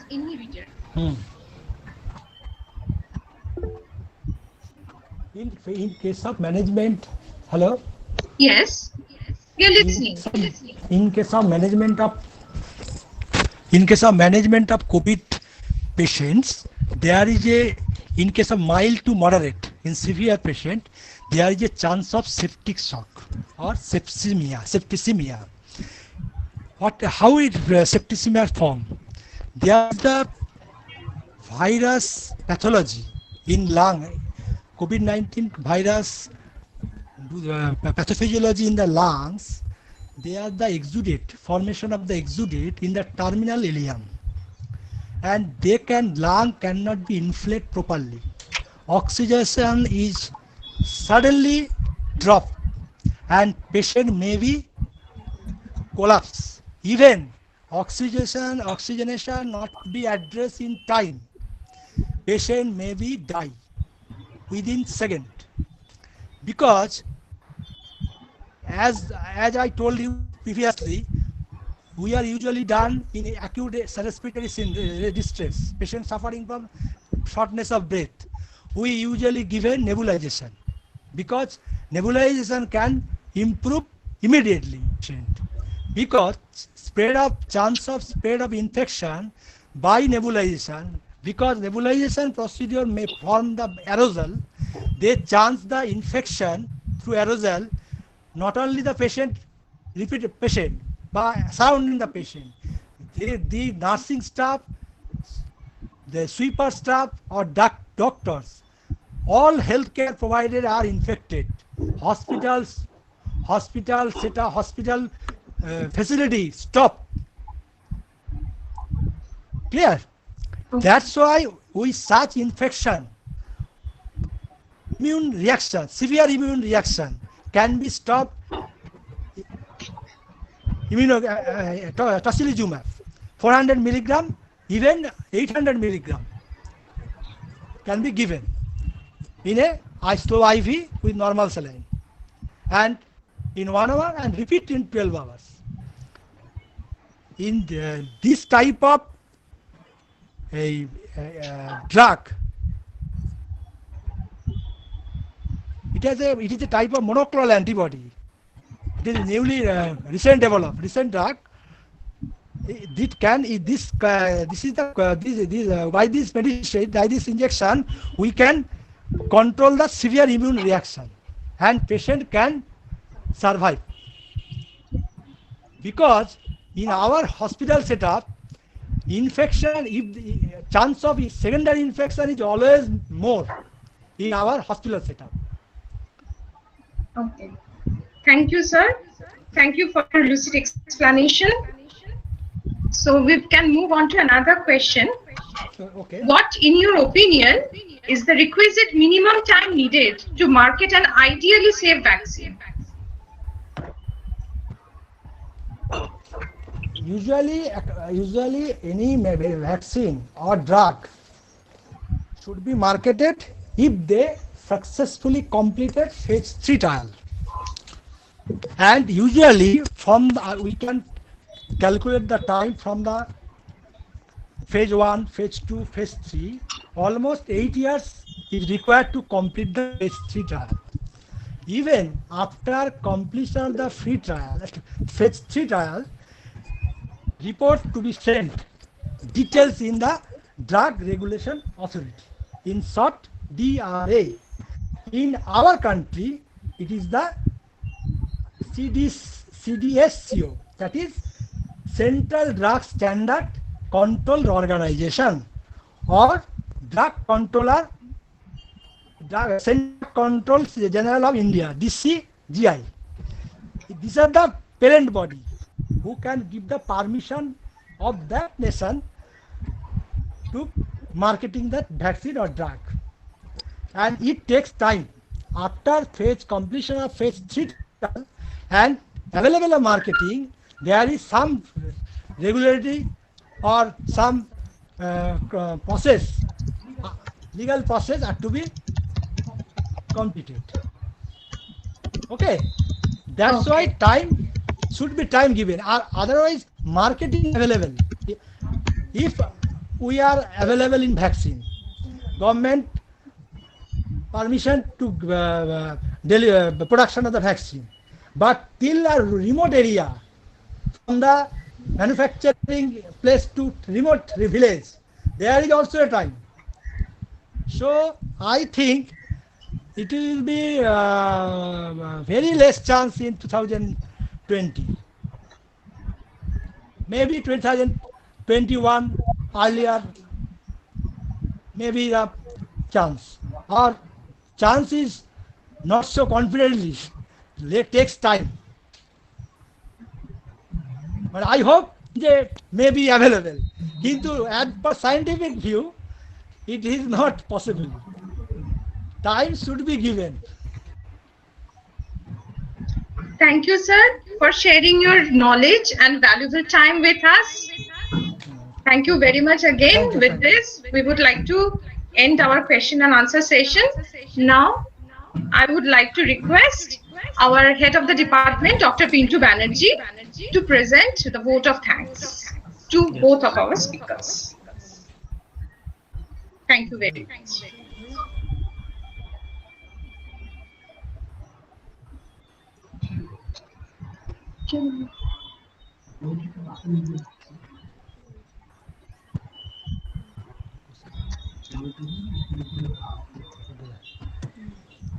Hello. Into the. Hello? Hello. Into the. Hello? Into the. Oh, Pintu da sir. Into the sound of. Into the kindly. Mute tolo. Okay. Okay.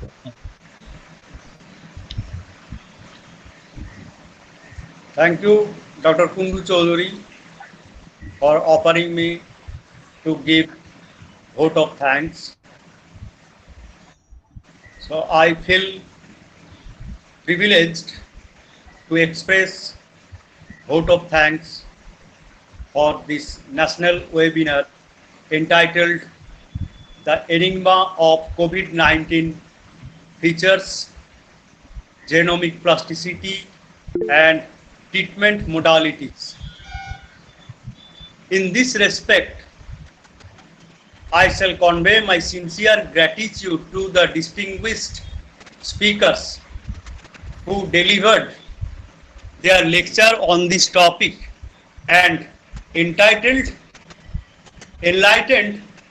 us about the matter.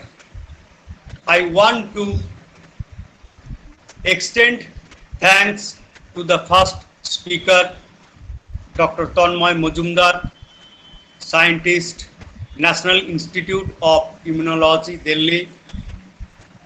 In spite of his busy schedule, he has given consent to deliver a lecture, and he has discussed the topic from the point of view of immunology and discussed very nicely and very lucidly and enriched our knowledge in this particular field.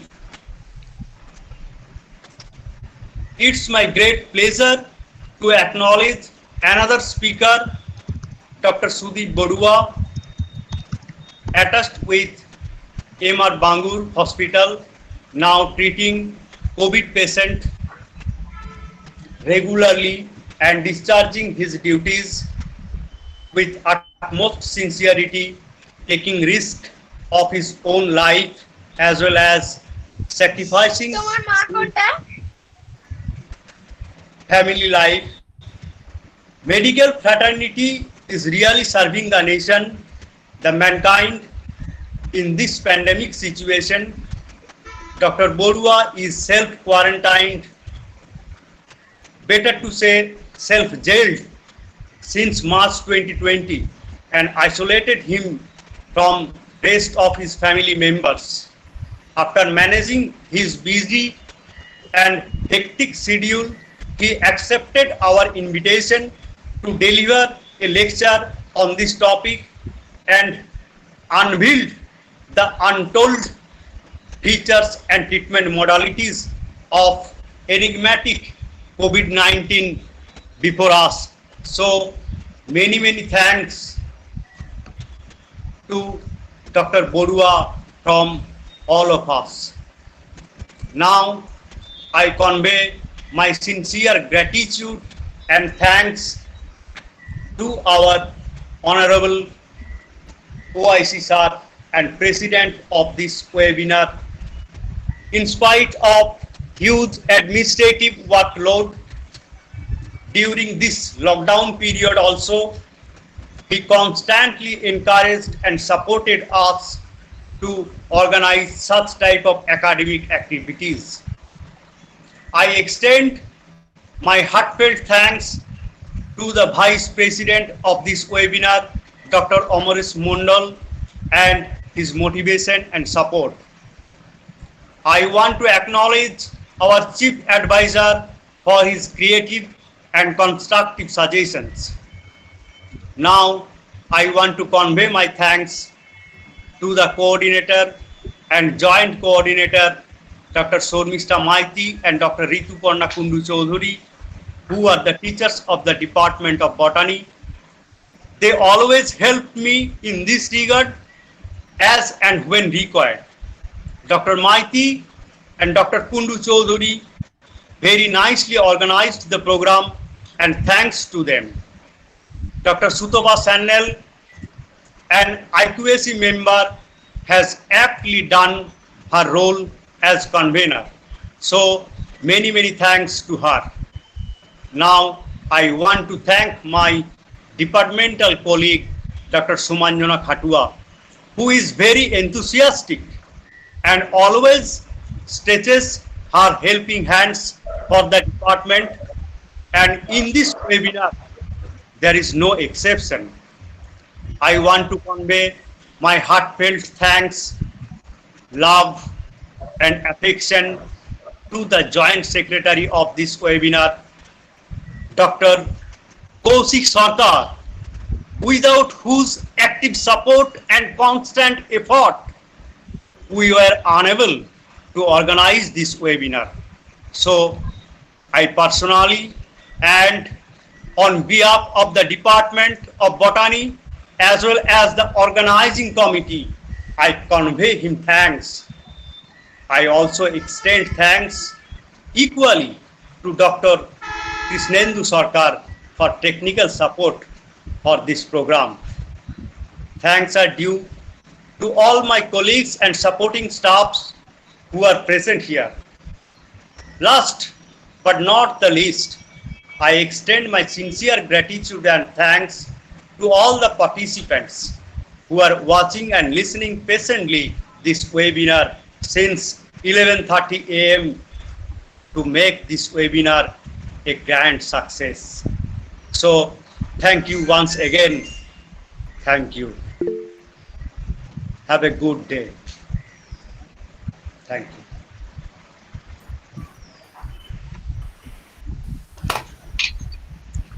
Thank you, sir. I think sorry, study. Just say to end the session. Okay. The session is over for the day. Thank you.